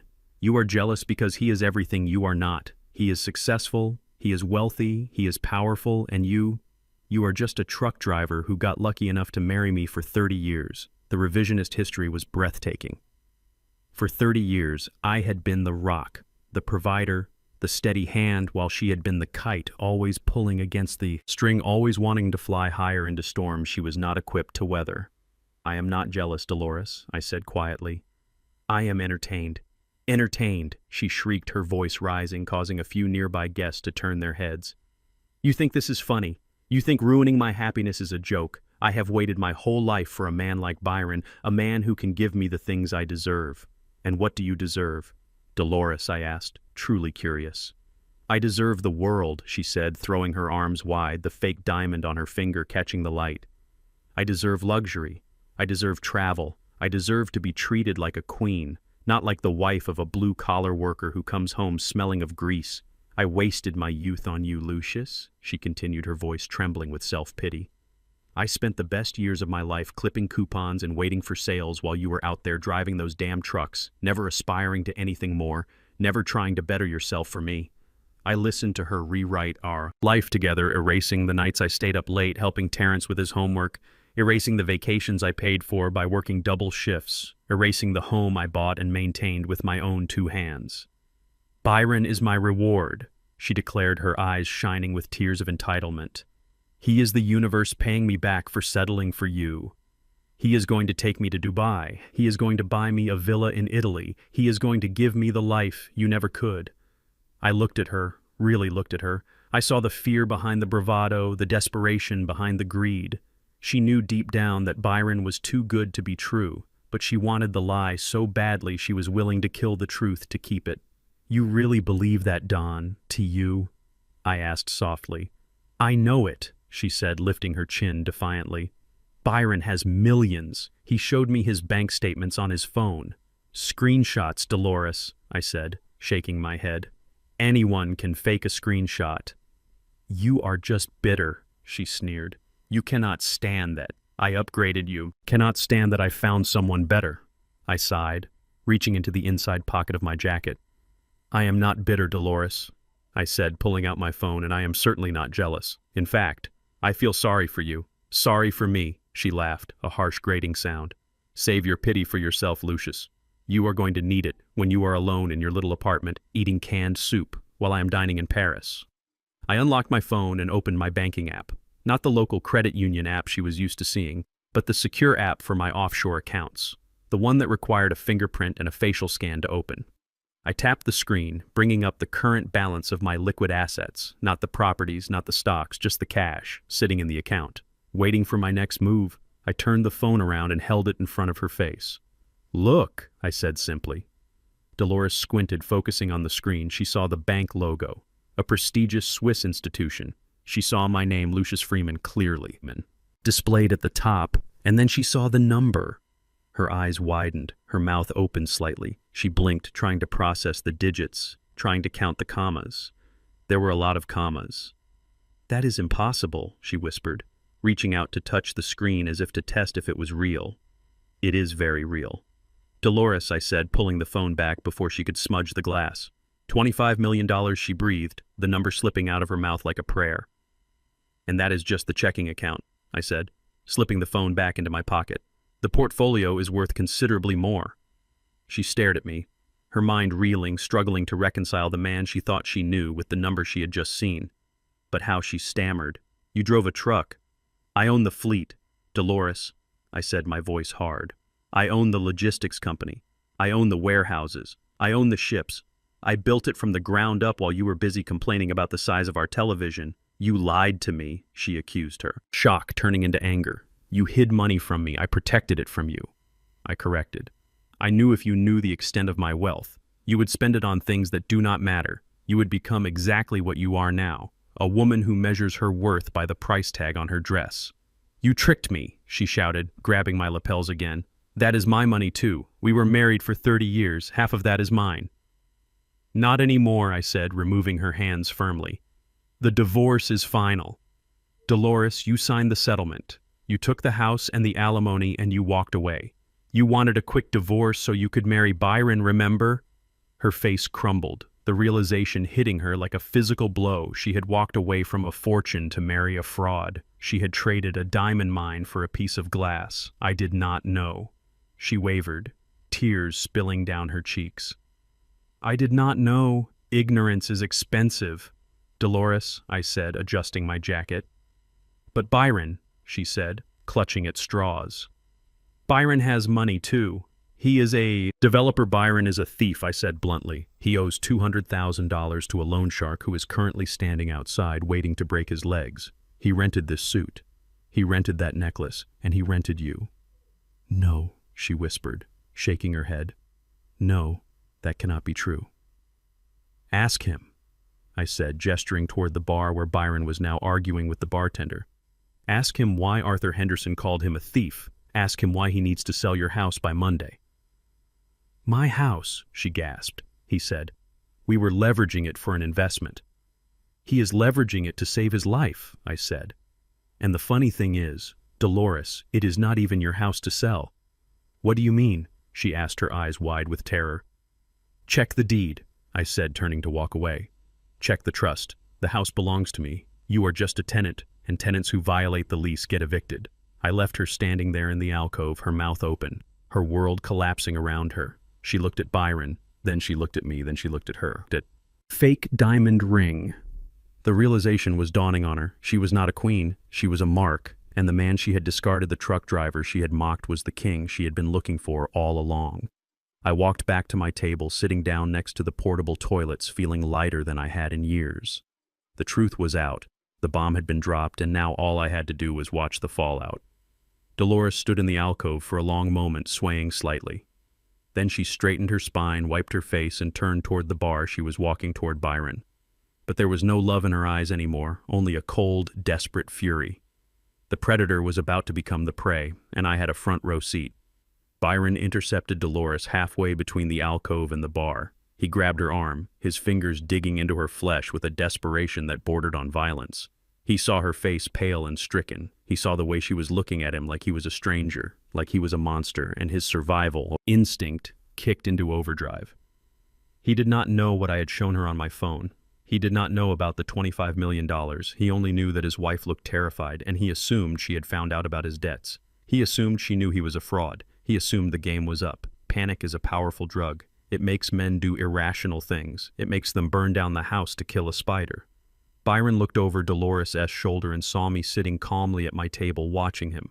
He saw the architect of his destruction, and he decided in that split second that if he was going down, he was going to take me with him. He did not ask Dolores what was wrong. He did not try to comfort her. He pushed past her, leaving her swaying on the dance floor, and lunged for the microphone stand that had been abandoned near the DJ booth. The feedback squealed again, a high-pitched shriek that silenced the murmuring crowd. Everyone turned to look at the groom, expecting a toast or perhaps an apology for his earlier outburst. Instead, they got a performance worthy of an asylum. Byron stood center stage, his chest heaving, sweat pouring down his face, melting his spray tan into orange streaks on his collar. He pointed a shaking finger directly at me, his eyes wide and manic. "Security," he screamed, his voice cracking under the strain. "Get in here now!" The two rent-a-cops who had been hovering by the entrance looked at each other, confused, then slowly started walking toward the dance floor. "Get him out!" Byron yelled, pointing at me again, accusingly. "That man right there, Lucius Freeman. He is dangerous. He is threatening my wife." A collective gasp went through the tent, heads turned, swiveling between the frantic groom and the calm ex-husband sitting by the portable toilets. I did not move. I did not stand up. I simply folded my arms and watched him unravel. He cornered her. Byron continued fabricating a reality as he went along, trying to build a wall of lies to hide behind. He dragged her into the dark. He demanded money. He said if we did not pay him $50,000, he would ruin this wedding. He is trying to extort us. The lie was so bold, so outrageous, that for a moment it hung in the air, unchallenged. People love a scandal, and the idea of the bitter ex-husband trying to shake down the wealthy newlyweds was a juicy narrative. It fit the story Byron had been telling all night, the story of his success and my failure. "He is jealous," Byron shouted, gaining momentum, feeding off the shock of the crowd. "He cannot stand that we are happy. He cannot stand that I can provide for her. Look at him sitting there in his rags, trying to steal from us. He is a parasite." Dolores stood frozen in the middle of the room. She looked at Byron spewing lies, and then she looked at me, the man who had just shown her a bank account with more zeros than she could count. She was caught in the crossfire of her own bad decisions, paralyzed by the sudden collision of her fantasy world and the cold, hard truth I waited for. I waited. Her to speak. I waited for her to defend me, to tell them that I was the one who had paid for everything for 30 years, that I was the one who had just offered her a lifeline of truth. But she said nothing. She just stood there trembling, her mouth opening and closing like a fish on a dock. Cowardice, I realized, was her defining trait. Courtney, however, did not hesitate. She saw an opportunity to cement her loyalty to the winning side, or at least the side she still desperately hoped was winning. She grabbed Terrence's arm, her nails digging into his tuxedo jacket. "Do something!" she hissed loud enough for the nearby tables to hear. "Are you going to let him ruin this? Are you going to let him threaten your mother?" Terrence looked at me, his eyes clouded with conflict and shame. He looked at Byron, the man who had promised him millions, the man who represented the future he wanted. He looked at the crowd, the important people, the investors, the judges, the society climbers. He saw their judgment. He saw their expectation. He had to choose, and God help him, he chose the lie. Terrence pulled away from Courtney and marched toward my table, his fists clenched at his sides. He moved with a stiff, jerky rhythm, driven by a toxic mix of embarrassment and ambition. I watched my son approach. I saw the boy I had taught to ride a bike. I saw the teenager I had taught to drive. I saw the young man I had helped with his college applications, and I saw him disappear, replaced by this stranger in a tuxedo who was willing to sell his soul for a seat at the table. He stopped in front of me, blocking my view of the rest of the room. He was breathing hard, his face flushed. "Get out," Terrence said, his voice shaking. I looked up at him, my expression mild. "I am finishing my water, Terrence," I said. "Get out," he screamed, the veneer of civility shattering completely. "Get out before I have you thrown out. You are an embarrassment. Look at you sitting here trying to ruin the best day of my mother's life. I am not the one ruining it, son," I said softly. "Do not call me son." He spat, spittle flying from his lips. "Do not you dare call me son. You are nothing to me. You are a loser. Dad, a bitter, jealous loser. Byron is twice the man you are. He protects this family. He provides for this family. You just take." The words cut deep, slicing through the armor I had built around my heart. I had expected anger. I had expected resentment, but the sheer hatred in his voice was something new, something rotten. "You do not know what you are saying," I told him, trying one last time to reach him. "He is using you, Terrence. He is using all of you." "Liar," Terrence shouted. He grabbed the edge of my table and flipped it. Plates crashed to the floor, glasses shattered, water and silverware went flying. Guests screamed, scrambling back to avoid the debris. I sat there amidst the wreckage, unmoving. "Get up," Terrence yelled, stepping over the broken glass looming over me. "Get up and get out." I stood up slowly, brushing a shard of glass from my sleeve. "I am leaving," I said, my voice cold, devoid of any warmth, any fatherly affection. "I am leaving Terrence. But before I go, I want you to remember this moment. Remember that you chose this. I do not care what I chose as long as it is not you," he sneered. He reached out and shoved me. It was not a playful push. It was a shove meant to hurt, meant to humiliate. He put both hands on my chest and pushed with all his strength. I stumbled back, my heel catching on a chair leg, and I went down. I landed hard on the wooden floor, my hip taking the brunt of the impact. A jolt of pain shot up my spine, stealing my breath. The room went silent, absolute, terrified silence. I lay there on the floor, looking up at the ceiling of the tent, looking at the chandeliers that were probably rented, looking at the silk ribbons that were hiding rusty metal poles. I looked at my son standing over me, his chest heaving, his hands still raised in the follow-through of his violence. He had struck his father. He had physically assaulted the man who gave him life in front of 200 people to protect a con man. He had known for 3 months. I saw the realization hit him. I saw the horror dawn in his eyes as he looked at his own hands, as if they belonged to someone else. He took a step back, his face draining of color. "Dad," he whispered the word, slipping out involuntarily. But it was too late. I pushed myself up, ignoring the pain in my hip, ignoring the gasps of the crowd. I stood up straight, adjusting my suit, dusting off my pants. I looked at Terrence and I did not see my son anymore. I saw a man who had made a transaction. He had traded his integrity for a promise of gold, and now the bill was due. "You are dead to me," I said, my voice low and steady so that only he could hear it. "You are a stranger." Terrence flinched as if I had hit him. Tears welled up in his eyes, but he bit his lip and looked away, refusing to back down, refusing to apologize. Byron was back on the microphone, sensing that the tide had turned in his favor, sensing that violence had solved his problem. "That is right," Byron crowed triumphant. "Throw him out, Terrence. Show him who the man of the house is." Courtney was clapping slowly, joined by a few of Byron's cronies. A slow, rhythmic applause that sounded like nails on a chalkboard. I looked around the room one last time, memorizing the faces.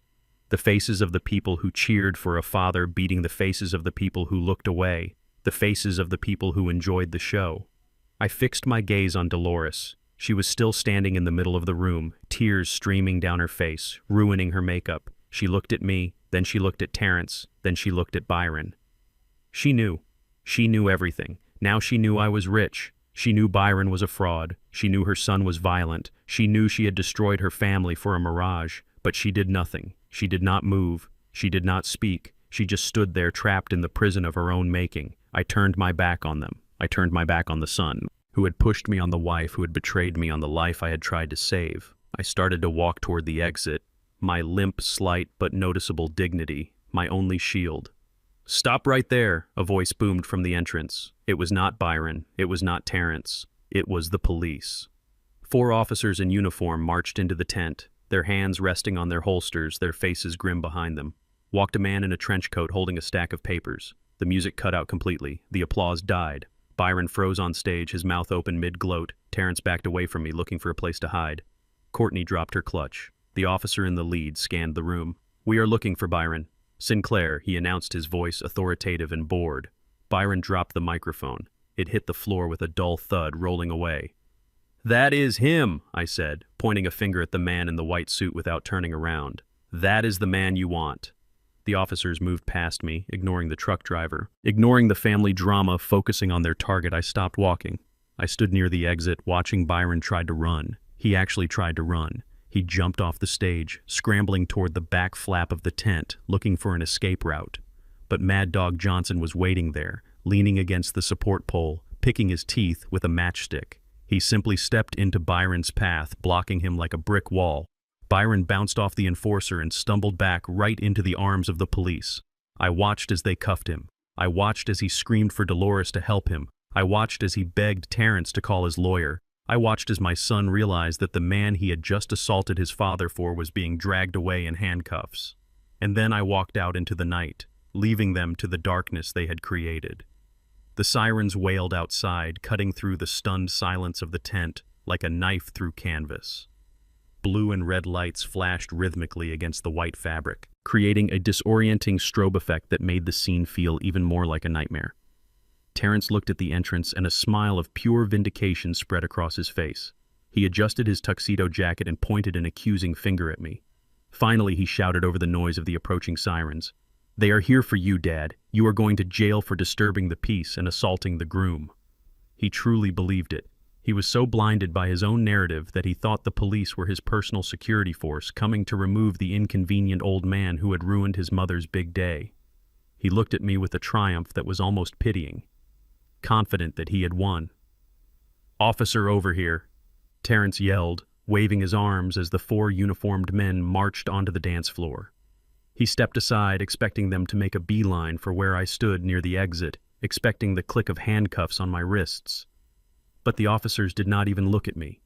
They moved with the precision of a tactical team. Their eyes locked on a single target. They marched past, Terrence ignoring his frantic gestures. They marched past Courtney, who was clutching her purse like a shield. They marched straight up to the stage where Byron was still frozen, his hands half raised in a gesture of surrender that came too late. Byron Sinclair, the lead officer, barked, his voice booming, without the need for a microphone. "Put your hands behind your back." Byron stumbled backward, tripping over the train of Dolores' dress. He looked at the officers, then at Mad Dog Johnson, who was still blocking the rear exit. Mad Dog did not run. He simply held out his wrists with a bored expression. He knew the game. He knew when it was over. He let the second officer cuff him without a struggle, a professional to the end. Byron, however, was not a professional. He was a coward. He tried to dodge to the left, but the third officer tackled him, slamming him against the DJ booth. The sound of equipment crashing to the floor mixed with Byron's high-pitched scream of terror. Terrence stood there, his arm still pointing at me, his mouth hanging open. He looked from the police wrestling his hero to the ground, back to me standing untouched and calm. The cognitive dissonance was almost visible on his face. He could not process what he was seeing. The script had flipped and he was left reading the wrong lines. They cuffed Byron, dragging him to his feet. His white suit was stained with dirt and sweat. His toupee was askew, revealing the bald spot he tried so hard to hide. He looked small, pathetic, and utterly defeated. The lead officer, a man with a face carved from granite, pulled a folded paper from his pocket and began to read the charges. His voice was flat, emotionless, a stark contrast to the hysteria erupting around him. Byron Sinclair, also known as Barry Smith, also known as Robert Stone, you are under arrest, pursuant to a federal warrant issued by the District of New York. Federal warrant, the words rippled through the crowd. Guests gasped, clutching their pearls and their wallets, realized they had been partying with a fugitive. The officer continued reading the list of crimes, and it was long wire fraud, interstate romance scams, money laundering, grand larceny, forgery of financial instruments, and identity theft. Romance scams. Courtney whispered, her voice carrying. In the sudden silence, she looked at Dolores, who was standing alone on the dance floor, her hands covering her mouth. Byron struggled against the cuffs, his eyes wild with panic. He looked at the officer, then at the crowd, desperate to find a lifeline, desperate to find someone to pay his bail to buy his freedom. "This is a mistake," he screamed, spittle flying from his lips. "I am a businessman. I have assets. I have properties in Dubai. Tell them, Dolores, tell them who I am." Dolores did not move. She stared at him with wide, horrified eyes, seeing the man she married for the first time, not as a savior, but as a predator. Byron saw her hesitation, and his panic turned into aggression. He lunged toward her, restrained only by the officer's grip on his arm. "Dolores," he shouted, his voice raw, "pay them, give them the money. You are rich. Bail me out right now." The officer tightened his grip, yanking Byron back. "I need bail money," Byron yelled, thrashing like a trapped animal. "Dolores, write them a check. You have millions. You took half of that old man's assets when you divorced him. You told me you were loaded." The accusation hung in the air, stripping away the last layer of pretense. Byron was not just asking for help, he was revealing the entire foundation of their relationship. He had not married her for love. He had not married her for her beauty. He had married her because he thought she was his golden parachute. He thought she was the mark who would pay off his debts to Mad Dog Johnson and fund his escape. He thought she was rich because she had acted rich because she had spent money. She did not have because she had bragged about a divorce settlement that existed only in her imagination. "Dolores, pay them," Byron screamed, his voice cracking with desperation. "Do not just stand there, you stupid woman. Get your checkbook. You are worth millions." Every eye in the room turned to Dolores.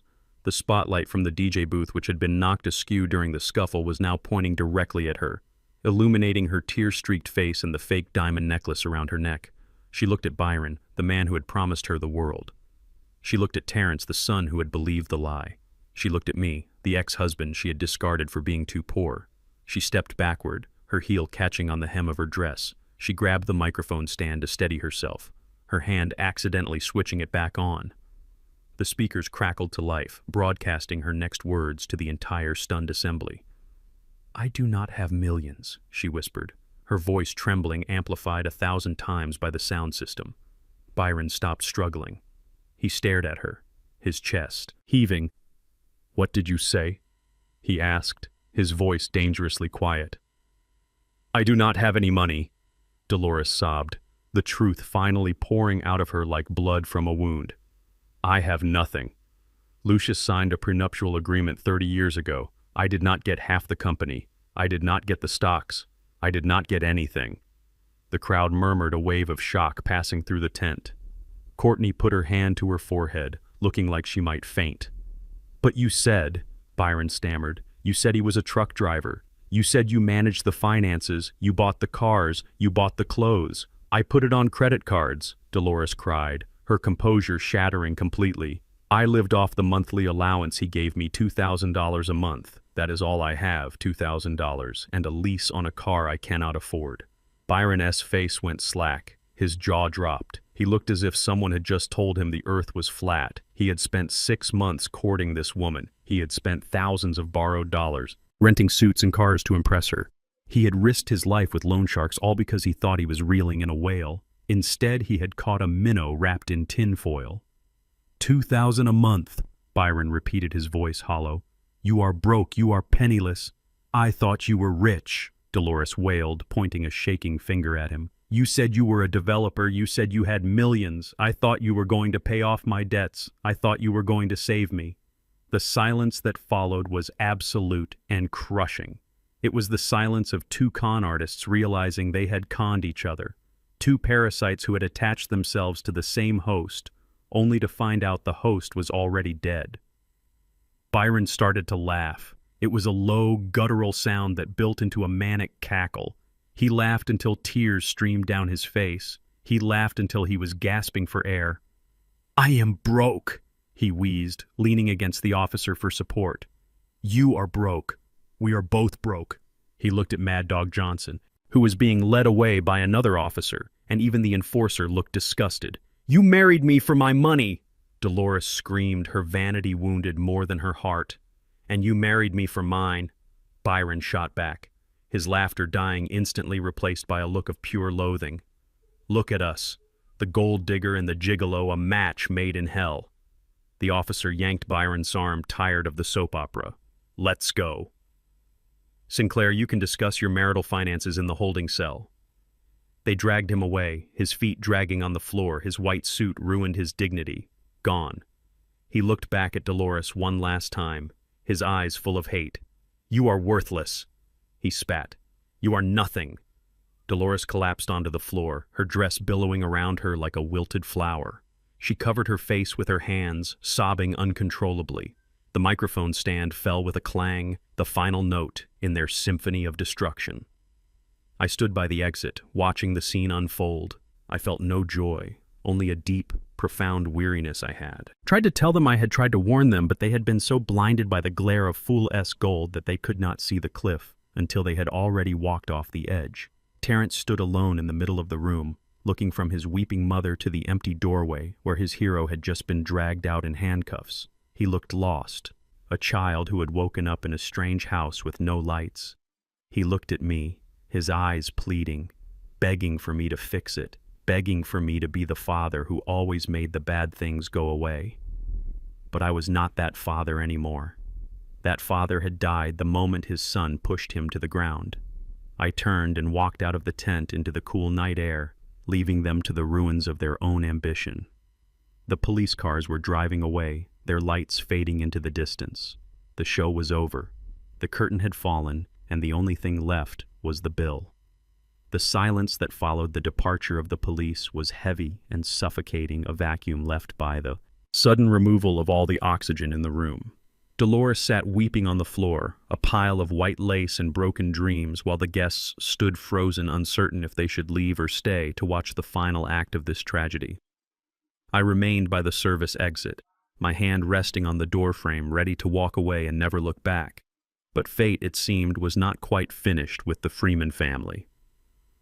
The heavy double doors of the main entrance banged open, shattering the quiet. A man in a tuxedo ran into the room, his face slick with sweat, his eyes darting around with the frantic energy of a cornered animal. It was Mr. Ricci, the manager of the venue, the man responsible for the crystal chandeliers, the imported orchids, and the 5-course meal that was currently getting cold in the kitchen. "Where is he?" Mr. Ricci shouted, waving a credit card terminal in the air like a weapon. "Where is Mr. Sinclair?" The guests parted ways, allowing Ricci to see the empty spot where the groom had been standing just moments. Before he looked at the floor where the microphone lay, he looked at Dolores, sobbing in her ruin, and then he looked at the police cars fading into the distance. He was arrested. Someone whispered from the back of the room. Arrested. Mr. Ricci's face drained of all color, leaving him looking like a wax figure melting in the heat. Arrested. But who is going to pay the bill? He marched toward the center of the room, his professional demeanor cracking under the weight of a six-figure loss. He stopped in front of Dolores, ignoring her distress, ignoring the fact that her life had just imploded. He was a businessman, and right now he was looking at a very bad investment, Mrs. Sinclair. He demanded, his voice rising to a near scream. The card on file was declined for the third time. The deposit was fraudulent. The check bounced this morning. My bank just called me. Dolores looked up at him, her mascara running down her cheeks in black rivers. She shook her head slowly, unable to speak, unable to comprehend that the hole she had dug was getting deeper. I do not care about your personal problems, Mr. Ricci yelled, the vein in his forehead bulging dangerously. This event costs $150,000.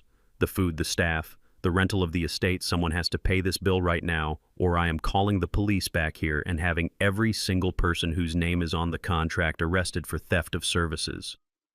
The threat hung in the air. Terrified and real theft of services was a felony, especially at this amount. Prison was not just a possibility for Byron anymore, it was a looming reality for anyone who had signed on the dotted line. Mr. Ricci turned his gaze to the best man, the son of the bride, the man standing in a custom tuxedo that he probably had not paid for either. You, he said, pointing a trembling finger at Terrence, you are the son, right? You signed as a witness on the contract. Terrence took a step back, his hands raising in a pathetic gesture of defense. I do not have that kind of money, he stammered. I just signed as a witness. I did not agree to pay. You are a party to this fraud, Mr. Ricci snapped, pulling his phone from his pocket. I am dialing 911 right now. You can explain to the officers why you ate my food and drank my wine with no intention of paying for it. Panic, true, primal panic set in. Courtney grabbed Terrence's arm, her nails digging into the fabric of his jacket. She looked at the manager, then at Dolores, then at the exit, realizing there was no way out. She had married into a family of frauds, and now the bill collector was at the door. And then her eyes landed on me. I was still standing in the shadows by the service door, the truck driver, the embarrassment, the man they had tried to hide. She looked at me, and I saw the gears turning in her head. She remembered Arthur Henderson bowing. She remembered my confidence. She remembered that I was the only person in the room who was not panicking. She did not know the full truth yet, but she knew I was their only hope. She shoved Terrence hard, pushing him toward me. Ask him, she hissed. Ask your father. Terrence stumbled, looking at me with wide, fearful eyes. He shook his head, ashamed, terrified. But Courtney was relentless. She grabbed his hand and dragged him across the dance floor, pulling him toward the father he had assaulted just minutes before. They stopped 5 feet away from me, Courtney. His face underwent a miraculous transformation. The sneer vanished, replaced by a trembling lip and wide, pleading eyes. She looked like a different person, a victim, an innocent bystander caught in a storm. Dad, she said, her voice dripping with a sickly sweet syrup that made my stomach turn. Dad, please, you have to help us. I looked at her coldly, saying nothing. Mr. Ricci is going to call the police, she continued, tears welling up in her eyes, perfectly timed tears. They are going to arrest Terrence, Dad. They are going to arrest your son. He did not know, Dad. He is innocent. He was tricked, just like Dolores. Please, you cannot. Let him go to jail. It is his wedding day. Well, his mother's wedding day. It is supposed to be a happy occasion. She squeezed Terrence's hand, prompting him. Dad. Terrence whispered, his head bowed. I do not have the money. You have $2 million, I said, my voice flat. Byron gave it to you, remember? Terrence flinched as if I had slapped him. There is no $2 million, he choked out. It was all a lie. Please, Dad, if you have any savings, anything at all, we need help. Courtney stepped closer, invading my personal space, the smell of her expensive perfume cloying and suffocating. We know you have some money saved, she said, her voice lowering to a conspiratorial whisper. You offered him that envelope earlier, $500,000. You said that is more than enough to pay the bill. Dad, please be the hero. Be the bigger man. Save your family. The audacity was breathtaking. 10 minutes ago, I was a loser, a stain to be hidden. Now, I was the hero, the savior, the bigger man. They did not want me, they wanted my wallet. They wanted the truck driver's savings to clean up their mess. I looked at Mr. Ricci, who was tapping his foot impatiently, his thumb hovering over the call button on his phone. I looked at Dolores, who was watching us from the floor, a flicker of hope igniting in her eyes. She thought I would do it. She thought I would fold, just like I always had. I reached into my pocket and felt the envelope. The paper was warm against my fingers. $500,000. It was trash to me now. Useless paper. I stepped past Courtney, brushing her shoulder with my own, ignoring her gasp of surprise. I walked past Terrence, who reached out to grab my arm, but pulled back at the last second. I walked straight to the center of the room toward the stage where the microphone lay abandoned. Mr. Ricci followed me, confused but hopeful, thinking I was coming to pay. I picked up the microphone, feeling the weight of it in my hand. I looked out at the sea of faces, the guests who had laughed at me, the family who had scorned me, the strangers who had judged me. I adjusted my vintage suit, smoothing the charcoal wool. I stood up straight, my posture shifting from the slump of a tired worker to the commanding stance of a CEO. Arthur Henderson stepped out from the crowd he had been watching from the sidelines, waiting for my signal. He walked up the stairs to the stage and stood beside me, a silent sentinel of legitimacy. He took the microphone from my hand and turned to the crowd. "Ladies and gentlemen," Arthur said, his voice booming with authority, filling the tent, silencing the murmurs, stopping Mr. Ricci in his tracks. "May I have your attention, please?" He paused, letting the silence stretch, letting the anticipation build. "There has been a great deal of confusion tonight," Arthur continued. "Many lies have been told, many masks have been worn, but it is time for the truth." He turned and gestured to me with an open hand, a presentation of the highest order. "It is my distinct honor and privilege," Arthur said, his voice filled with genuine respect, "to introduce you to my oldest friend and business partner, a man who built an empire from a single truck, a man whose integrity is the gold standard in our industry." The room held its breath. Courtney's mouth fell open. Terrence took a step back, shaking his head in denial. "Ladies and gentlemen," Arthur roared, "allow me to present Mr. Lucius Freeman, the founder, chairman, and majority shareholder of Freeman Logistics, the owner of the largest commercial shipping fleet on the eastern seaboard, and one of the wealthiest men in this state." The reaction was visceral, a physical wave of shock that slammed into the audience. Gasps erupted like gunfire. Glasses dropped shattering on the floor. "Freeman Logistics," someone whispered loudly. "That is a billion-dollar company." Terrence's legs gave out. He did not faint. He simply crumbled, falling to his knees on the hardwood floor as if the weight of his mistake was too heavy to bear. Standing up, he looked up at me, his eyes wide and vacant, his brain unable to compute the data. Courtney let out a strangled sound, a whimper of pure horror. She looked at my suit, the suit she had mocked, and suddenly she saw the quality, she saw the cut, she saw the man inside it. She realized she had sent a billionaire to sit by the toilets. Dolores was staring at me from the floor, her mouth opening and closing soundlessly. She was doing the math in her head. She was calculating 30 years of trucks, 30 years of grease, 30 years of believing she was poor when she was sleeping next to a king. I took the microphone back from Arthur and looked down at Mr. Ricci. The venue manager was trembling, the phone slipping from his fingers. He knew who Freeman Logistics was. Everyone in the supply chain knew. He realized he had just threatened to arrest a man who could buy his entire company with pocket change. "Mr. Ricci," I said, my voice calm, steady, resonant, the voice of the boardroom, not the break room. "Yes, sir," Mr. Ricci squeaked, sweating profusely. "You have a bill that needs to be paid," I stated. "Yes, sir. $150,000, sir. But please, if I had known," I held up a hand, silencing him. I looked at Terrence kneeling on the floor. I looked at Courtney shaking in her designer dress. I looked at Dolores broken and empty. They waited. They waited for me to pull out the checkbook. They waited for me to save them. They waited for the happy ending, where the benevolent patriarch forgives the wayward children and throws money at the problem.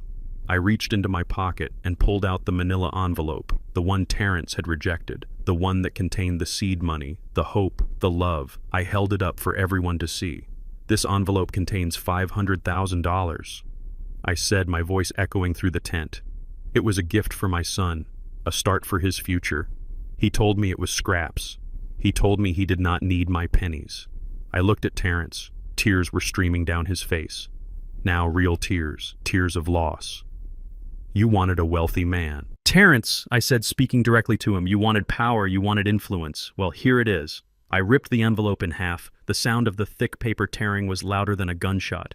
Terrence screamed a sound of pure anguish. No, Dad, no. I tore it again and again, shredding the check, shredding the bank book, shredding the letter, shredding the last vestiges of my hope. I threw the pieces into the air like confetti. They fluttered down around Terrence, landing in his hair, on his shoulders, on the floor, around his knees.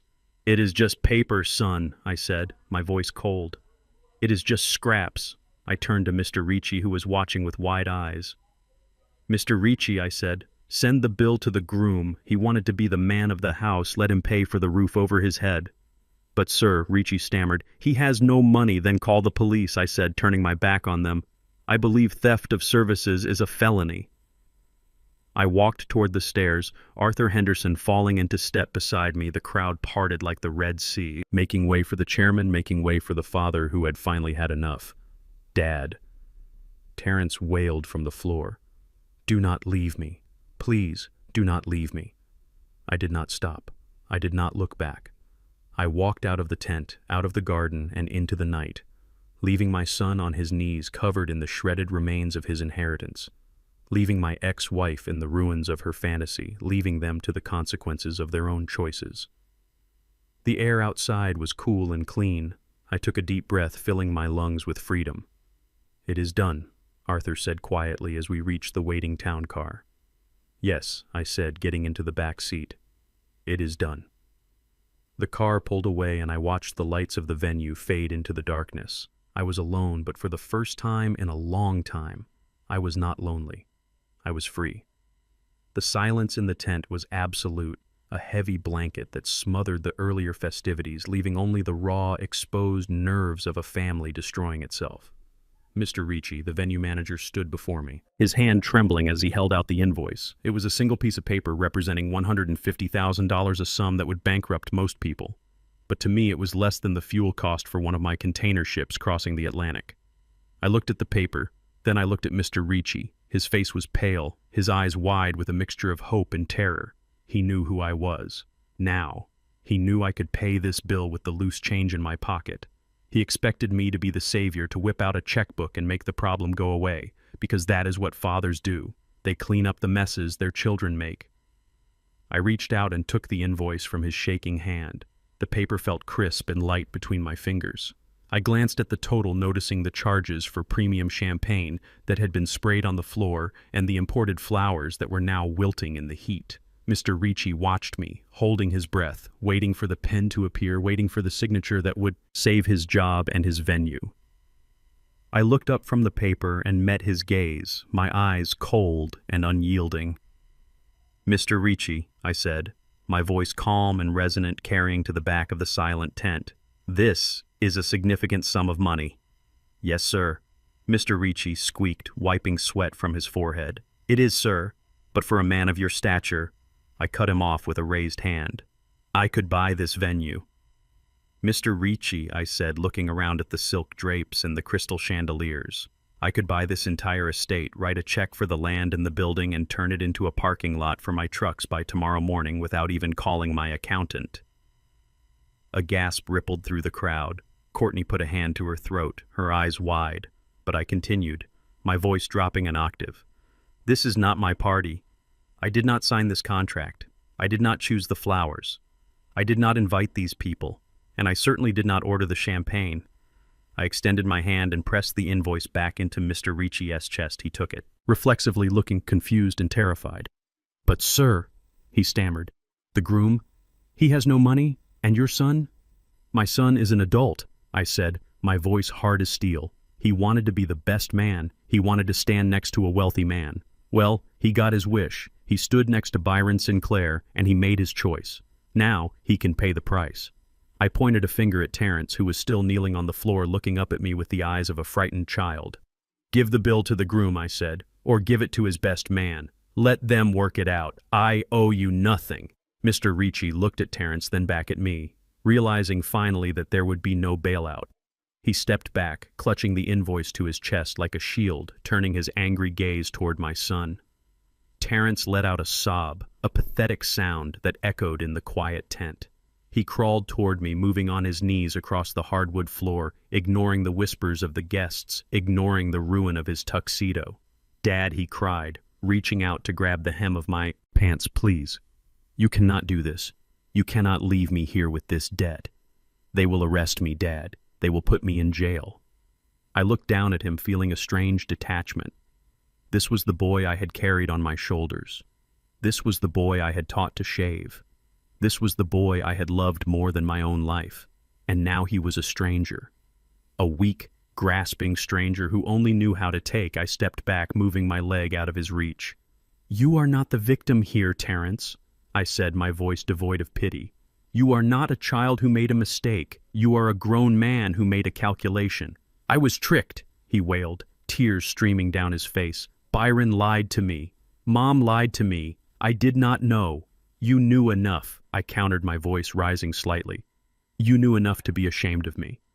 You knew enough to ask me to sit by the kitchen. You knew enough to tell me I was a failure because I drove a truck."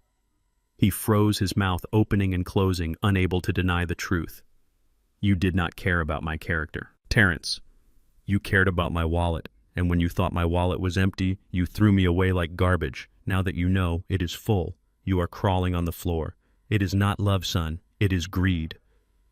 I reached into the inside pocket of my vintage suit, the suit Courtney had mocked, the suit that smelled of success and hard work. I pulled out the thick manila envelope, the one I had tried to give him in the dressing room, the one he had sneered at. "Do you remember this?" I asked, holding it up for the room to see. "Terrence S." Eyes locked onto the envelope, hope flickering in his gaze, a desperate, hungry hope. "Yes, Dad," he whispered, scrambling to his feet, wiping his eyes. "Yes, the seed money. You said it was seed money." I opened the envelope and pulled out the contents, a bank book from a trust account and a certified cashier, S check, made out to Terrence Freeman. I held the check up to the light so everyone could see the numbers. $500,000, I announced, my voice booming through the tent. $500,000. This was my gift to you, Terrence. This was the money I saved while you were sleeping, while you were playing video games, while you were complaining that we did not have a swimming pool. I saved this so you could build something of your own, so you could be a man. Terrence reached out his hands, trembling. "Dad, please," he begged. "I am sorry. I was wrong.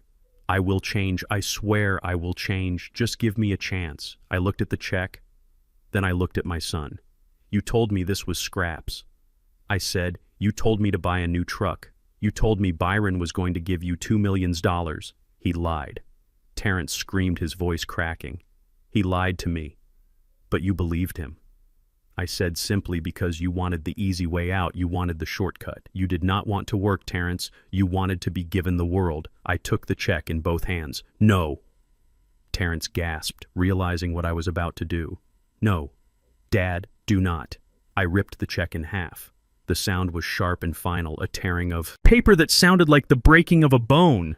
Terrence screamed, a sound of pure anguish, falling back to his knees as if I had shot him. I put the two halves together and ripped them again and again, turning the fortune into confetti. I threw the pieces into the air and they fluttered down around him, landing in his hair, on his shoulders, on the floor around him. White snowflakes of lost opportunity. "It is just paper. Terrence," I said, looking down at him. "It is just scraps, remember?" The guests were silent, watching the destruction of a fortune with wide eyes. Courtney was sobbing quietly, her face buried in her hands. Dolores was staring at the floor, her spirit completely broken. I reached into the envelope again and pulled out the bank book. The record of 30 years of deposits, 30 years of love expressed in compound interest. "And this," I said, holding up the book, "this represents every shift I worked, every holiday. I missed every sacrifice I made for you."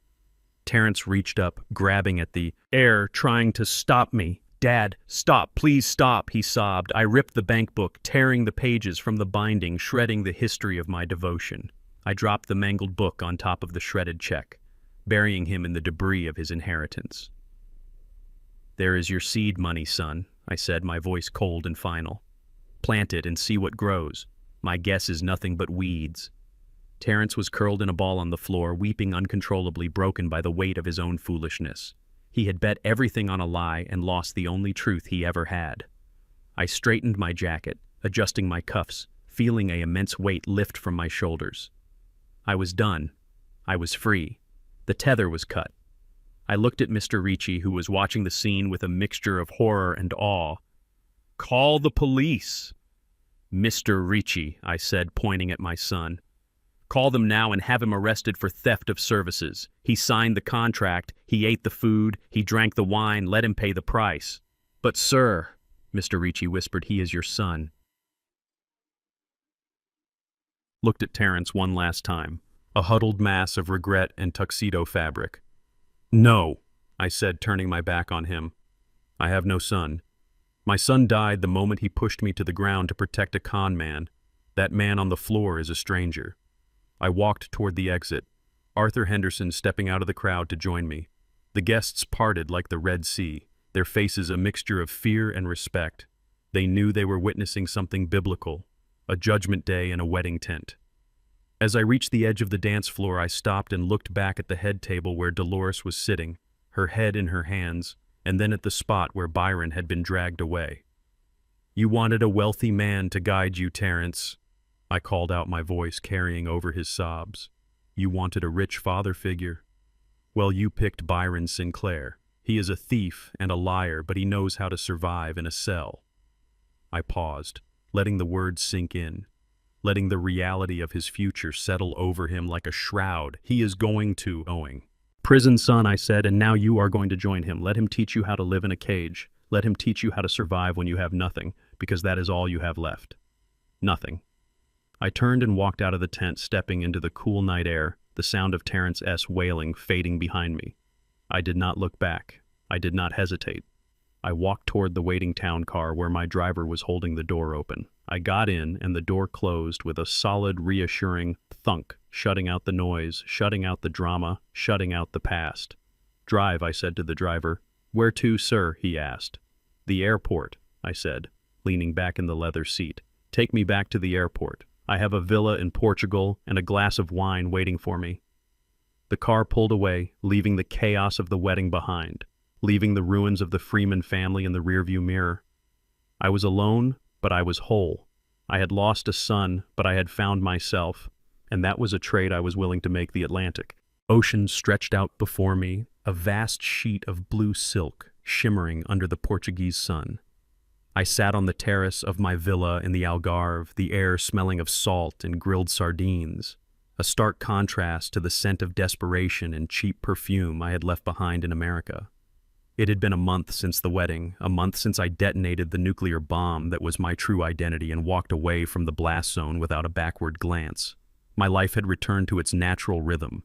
Mornings were spent reviewing logistics reports from my global fleet. Afternoons were for inspecting the local vineyards I had acquired, and evenings were for silence, blessed, uninterrupted silence. No demands for money, no veiled insults, no performances of poverty.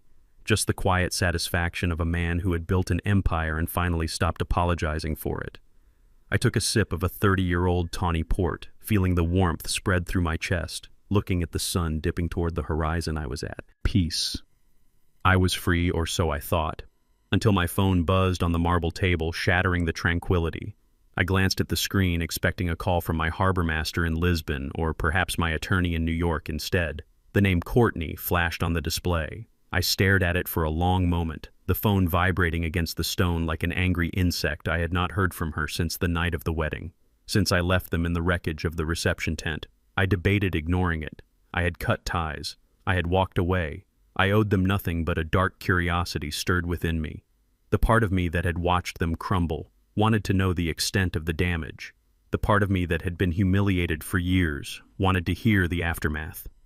I swiped answer and put the phone to my ear. I did not say hello. I did not offer a greeting. I just listened. "Dad?" She choked out, her voice thin and trembling. "Please do not hang up. I just needed to hear your voice." I remained silent, staring at the horizon, letting her sweat. "Everything is gone." "Dad?" She continued, the words spilling out in a desperate rush. "They came for Terrence 3 days ago. The police came to the apartment we were renting after the eviction. Not for the wedding bill, but for other debts. Gambling debts we did not know about. He owes $50,000 to a sports book in Jersey, He spent 2 nights in jail before I could scrape together the bail money from my parents' retirement fund. I took another sip of wine, feeling no pity.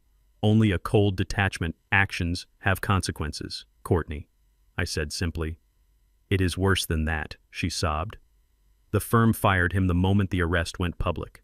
They cited a morality clause in his contract. He lost his license. He cannot work in finance anymore. He just sits in the dark now, staring at the wall. He does not speak. He does not eat. He is broken. Dad, he is completely broken. I swirled the port in my glass, watching the amber liquid catch the light. Terrence had chosen the quick money over the hard work. He had chosen the illusion over the reality. Now reality had come to collect. And Dolores, I asked almost as an afterthought. She paused, letting out a shuddering breath that sounded like a death rattle. It is bad, Dad. It is really bad. Byron had her sign papers, power of attorney documents. She did not read because she trusted him, because she thought he was a tycoon. He leveraged everything she had against his own debts when the feds seized his assets. They took hers too. The house is gone. The bank foreclosed yesterday. She sniffed loudly, a pathetic sound. She is moving into a state-assisted housing project tomorrow, a studio apartment in the worst part of town, next to the industrial district. She has nothing left. The diamonds were fake. The life was fake. The only real thing was the debt. She cries all day, calling your name, asking why you did not save her. I felt a flicker of satisfaction, not malicious, but just justice. Dolores had spent 30 years looking down on the life I provided. She had called it small. She had called it mediocre. Now she would know what small really felt like. I waited, knowing there was more. Courtney was not calling just to give me a news report. She was a survivor, a climber, and climbers never stop looking for the next rung on the ladder, Dad, she said, her voice dropping to a whisper, a tone she probably thought was seductive, but just sounded desperate. I cannot stay here. I cannot sink with them. I am young. I have my whole life ahead of me. I am going to file for divorce. I am leaving Terrence. I raised an eyebrow. So the rats were finally eating each other. I thought maybe I could come to Portugal, she rushed on, the words tumbling over each other. I could take care of you, Dad. You are all alone in that big house. You are getting older. You need someone to look after you, someone to manage your affairs, someone who is family. A laugh bubbled up in my throat, a deep, genuine sound of amusement that startled the birds in the garden. She wanted to trade one host for another. She had sucked Terrence dry, and now that he was a husk, she wanted to attach herself to me. She wanted to leverage the very relationship she had mocked to gain entry into the palace she had been too blind to see. You want to be my housekeeper? I asked, letting the absurdity of the suggestion hang in the air. You want to manage my affairs? Yes, she said eagerly, misinterpreting my tone. I would be so good to you, Dad. I would make sure you never have to lift a finger. I know how you like things. I know you. You know nothing about me, Courtney, I said, my voice turning hard as granite, the amusement vanishing instantly. You looked at me for 3 years and saw a truck driver. You looked at my hands and saw dirt, not capability. You looked at my life and saw failure. But I was wrong, she pleaded. I see you now. I see who you really are. No, I corrected you. See my bank account. You see the villa. You see the private jet. You do not see a father. You see an ATM code. I have a staff of 5 who are paid. Very well. I continued, my voice cold and final. My chef has a Michelin star. My housekeeper has been with me for 10 years. They possess something you never will: integrity. But I am family, she cried, her voice cracking. I am your daughter-in-law. You are a parasite, I said. I do not need a housekeeper, and I certainly do not need the kind of rat that jumps off a sinking ship the moment its feet get wet. But Dad, do not call me Dad, I interrupted. You chose your side, Courtney. You chose the flash over the substance. You chose the con man over the honest man. Now you have to live in the dark with the choices you made. I am filing for divorce, she screamed, her desperation turning into anger. Good, I said. Stay with your husband, or leave him. It does not matter to me. Watch him rot or rot with him. But do not ever call this number again. You are not welcome in my home. You are not welcome in my life. I pulled the phone away from my ear. Dad, wait! She screamed, her voice tinny and small against the vastness of the Atlantic Ocean. I tapped the red button, ending the call, then I tapped block, ensuring her voice would never pollute my peace again. I placed the phone face down on the table. The silence returned to the terrace, accompanied only by the sound of the ocean crashing against the cliffs below and the wind rustling through the olive trees. It was the sound of absolute victory. I picked up my wine and toasted the sunset. The past was dead and buried in a social housing project in America. The future was golden, and it belonged entirely to me. The sun began its slow descent into the Atlantic, turning the horizon into a bruised line of purple and gold. I sat on the terrace of my villa, the silence of the evening disturbed only by the rhythmic crashing of waves against the cliffs below. For the first time in 30 years, my mind was quiet. There were no schedules to keep, no trucks to route, no family crises to manage, just the vast indifference of the ocean and the glass of wine in my hand. My tablet chimed a soft, singular note that cut through the tranquility. It was not a call and it was not a plea for money. It was a notification from the private investigator I had kept on retainer in New York. I had given him one final instruction before I left the country. I wanted to know where they landed. I did not want to help them. I did not want to save them. I simply wanted to know the final trajectory of the crash. I picked up the tablet and unlocked it with a thumbprint. A single high-resolution image filled the screen, followed by a brief report. I stared at the photo for a long time, the pixels forming a picture that was both tragic and perfectly poetic. The image was taken through the glass facade of an office building in downtown Manhattan. It was night, and the lobby was empty, save for a solitary figure pushing a yellow mop bucket across the polished marble floor. The man was wearing a gray jumpsuit that was slightly too large for his frame. His shoulders were slumped in exhaustion, his head bowed as he worked a mop back and forth in a rhythm of resignation. It was Terrence. I zoomed in on the image. Looking at his face, he had lost weight. His cheeks were hollow, and he had a scruffy beard that spoke of a lack of grooming. But what struck me most was his eyes. They were focused on the floor, focused on the dirt, focused on the task at hand. There was no arrogance left in them, no entitlement, just the dull acceptance of survival. I scrolled down to the investigator. S report. Terrence had been unemployed for 4 months after the scandal. He had applied to every financial firm in the city. But his name was toxic. No one would trust a man who had been arrested for fraud and theft of services with their money. Desperation had set in. The rent on his studio apartment was due, and he had nowhere left to turn. So he had applied for a job with a commercial cleaning service, a night shift position that paid minimum wage and offered no benefits. It was the kind of job he used to mock the kind of job he said was beneath his dignity, the kind of job he thought I did. I looked back at the photo at the logo embroidered on the left breast of his gray jumpsuit. It was a blue anchor inside a circle, the corporate logo of the cleaning contractor. But then I looked at the background at the wall behind him. Etched into the marble of the lobby wall in large brass letters were the words, Freeman Logistics, Global Headquarters. The irony hit me with the force of a physical blow. Terrence was not just a janitor, he was a janitor in my building. He was scrubbing the floors of the empire he could have inherited. He was cleaning the shoe prints of the executives who worked for me. He did not know Freeman Logistics was a holding company, a massive conglomerate with hundreds of subsidiaries. The cleaning contract was handled by a third-party vendor. Terrence had no idea that every time he dipped that mop into the bucket, he was working for his father. He had no idea that the building he was entering every night was the physical manifestation of the seed, money he had torn up. I felt a lump form in my throat, not of sadness, but of a strange, heavy closure. The universe has a sense of humor, I thought, and it is dark and it is precise. I closed the image and opened my contacts list. I scrolled past the blocked numbers of my ex-wife and former daughter-in-law until I found the number for Marcus Sterling, the Director of Human Resources for my North American operations. I pressed the call button. The line rang twice before he answered. "Mr. Freeman, sir," Marcus said, his voice surprised and alert. "It is late in New York. Is everything all right?" "Everything is fine." "Marcus," I said, my voice steady, "I am looking at the personnel roster for the contracted cleaning staff at headquarters, specifically the night shift." There was a pause, the sound of typing in the background. "Yes, sir, I have it here. Is there a problem with the service? Do we need to terminate the contract?" "No," I said, watching a seagull dive toward the water. "I want to ask about a specific employee, a new hire named Terrence Freeman." The typing stopped. "I see him, sir," Marcus said slowly. "Freeman. Is that a relation, sir? I did not realize." "He is my son," I stated flatly. There was a long, uncomfortable silence on the line. Marcus was a good man, a loyal employee, but this was a situation that was outside the employee handbook. "Sir, I am so sorry," Marcus stammered. "If he is your son, why is he mopping the floors? I can have him transferred immediately.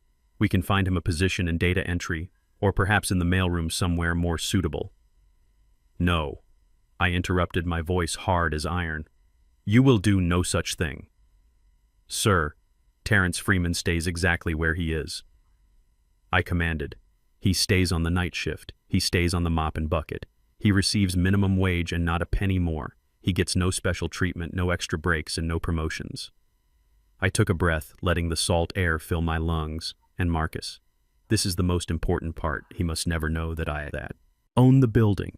He must never know that I intervened. He must never know that he is working for me. Do you understand?" "I think so, sir," Marcus said, though he sounded confused. "If he is late, you write him up," I continued. "If he does a poor job, you reprimand him. If he steals, you fire him and call the police. Treat him like every other employee who starts at the bottom, because that is where he is, at the bottom." "But Sir," Marcus asked gently, "why?" "Because I tried to give him the elevator and he broke it," I said, looking at the photo of my son one last time. "Now he has to take the stairs." I understood what I was doing. It was a punishment. Yes, but it was also a gift. The only gift I had left to give him. I was giving him the opportunity to learn the value of $1 the hard way. I was giving him the chance to build character through sweat and aching muscles. I was giving him the reality check he had avoided his entire life.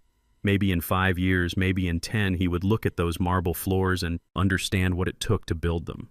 Maybe he would learn respect, maybe he would become a man, or maybe he would quit in a week and blame the world for his failures. That was up to him. I was done carrying him. "Understood, sir," Marcus said, his voice regaining its professional edge. "He will be treated like everyone else." "Thank you, Marcus," I said. And Marcus, "Yes, sir. Make sure the floors are spotless." I hung up the phone and set the tablet down on the table. The sun had dipped below the horizon, now leaving the sky a canvas of deep indigo and violet.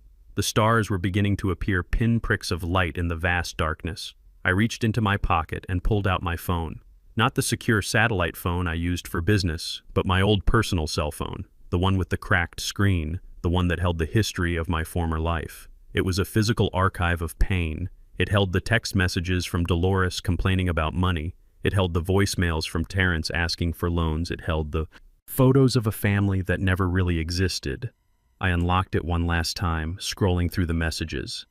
"Dad, please call me Lucius. You owe me, Grandpa. Are you there?"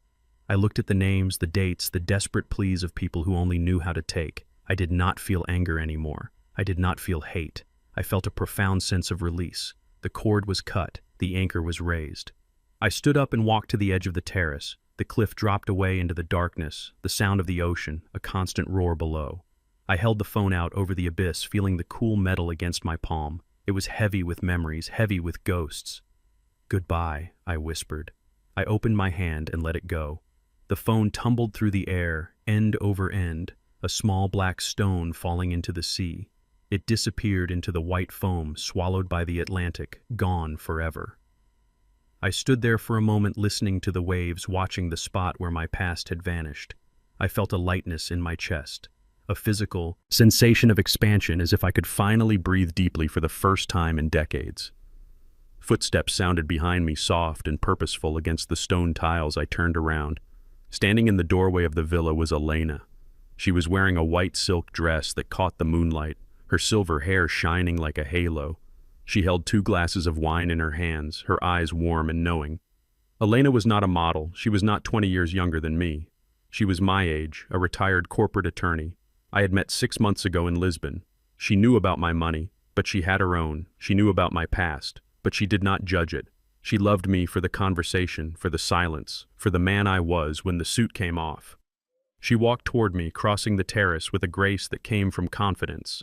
She handed me a glass of wine, her fingers brushing mine. "Is it done?" she asked, looking at the empty space in my hand where the phone had been. "It is done," I said, taking the wine. She did not ask about Terrence, she did not ask about Dolores. She knew the story, she knew the pain, and she knew that tonight was about closing the book. She turned toward the ocean, leaning against the railing, her shoulder touching mine. "It is a beautiful night," she said. "It is." I agreed, looking at her, looking at the woman who saw me not as a truck driver or a billionaire, but as Lucius. She raised her glass, a silent invitation, a toast to the unknown, to what she asked. Smiling, I looked at the dark water, then at the stars, then at her. I thought about the mop bucket in New York. I thought about the social housing in the industrial district. I thought about the empty mansion and the shredded check. I thought about the man who had walked out of the service entrance and never looked back. I raised my glass, the crystal chiming softly against hers. "To freedom," I said. "To freedom," she echoed. We drank the wine, rich and complex, tasting of earth and sun and time. The wind picked up, rustling the olive trees in the garden, carrying the scent of the sea and the promise of a new day. I was 68 years old. I had lost a family, but I had found a life. And as I stood there on the edge of the continent with a woman who loved me and a future that was entirely my own, I knew that the truck driver had finally delivered his last load. He was home. The screen fades to black, leaving only the sound of the ocean and the feeling of absolute, unshakable peace. Through the wreckage of what I once called family, I learned that true wealth is never found in a bank account, but in the integrity of the soul. My son and ex-wife chased the shimmer of gold and fell into the abyss of their own greed, proving that character cannot be bought, only built through the sweat of honest labor. I discovered that sometimes the greatest act of love is not to save people from their mistakes, but to let them face the consequences. Walking away was not an act of abandonment, it was an act of self-preservation.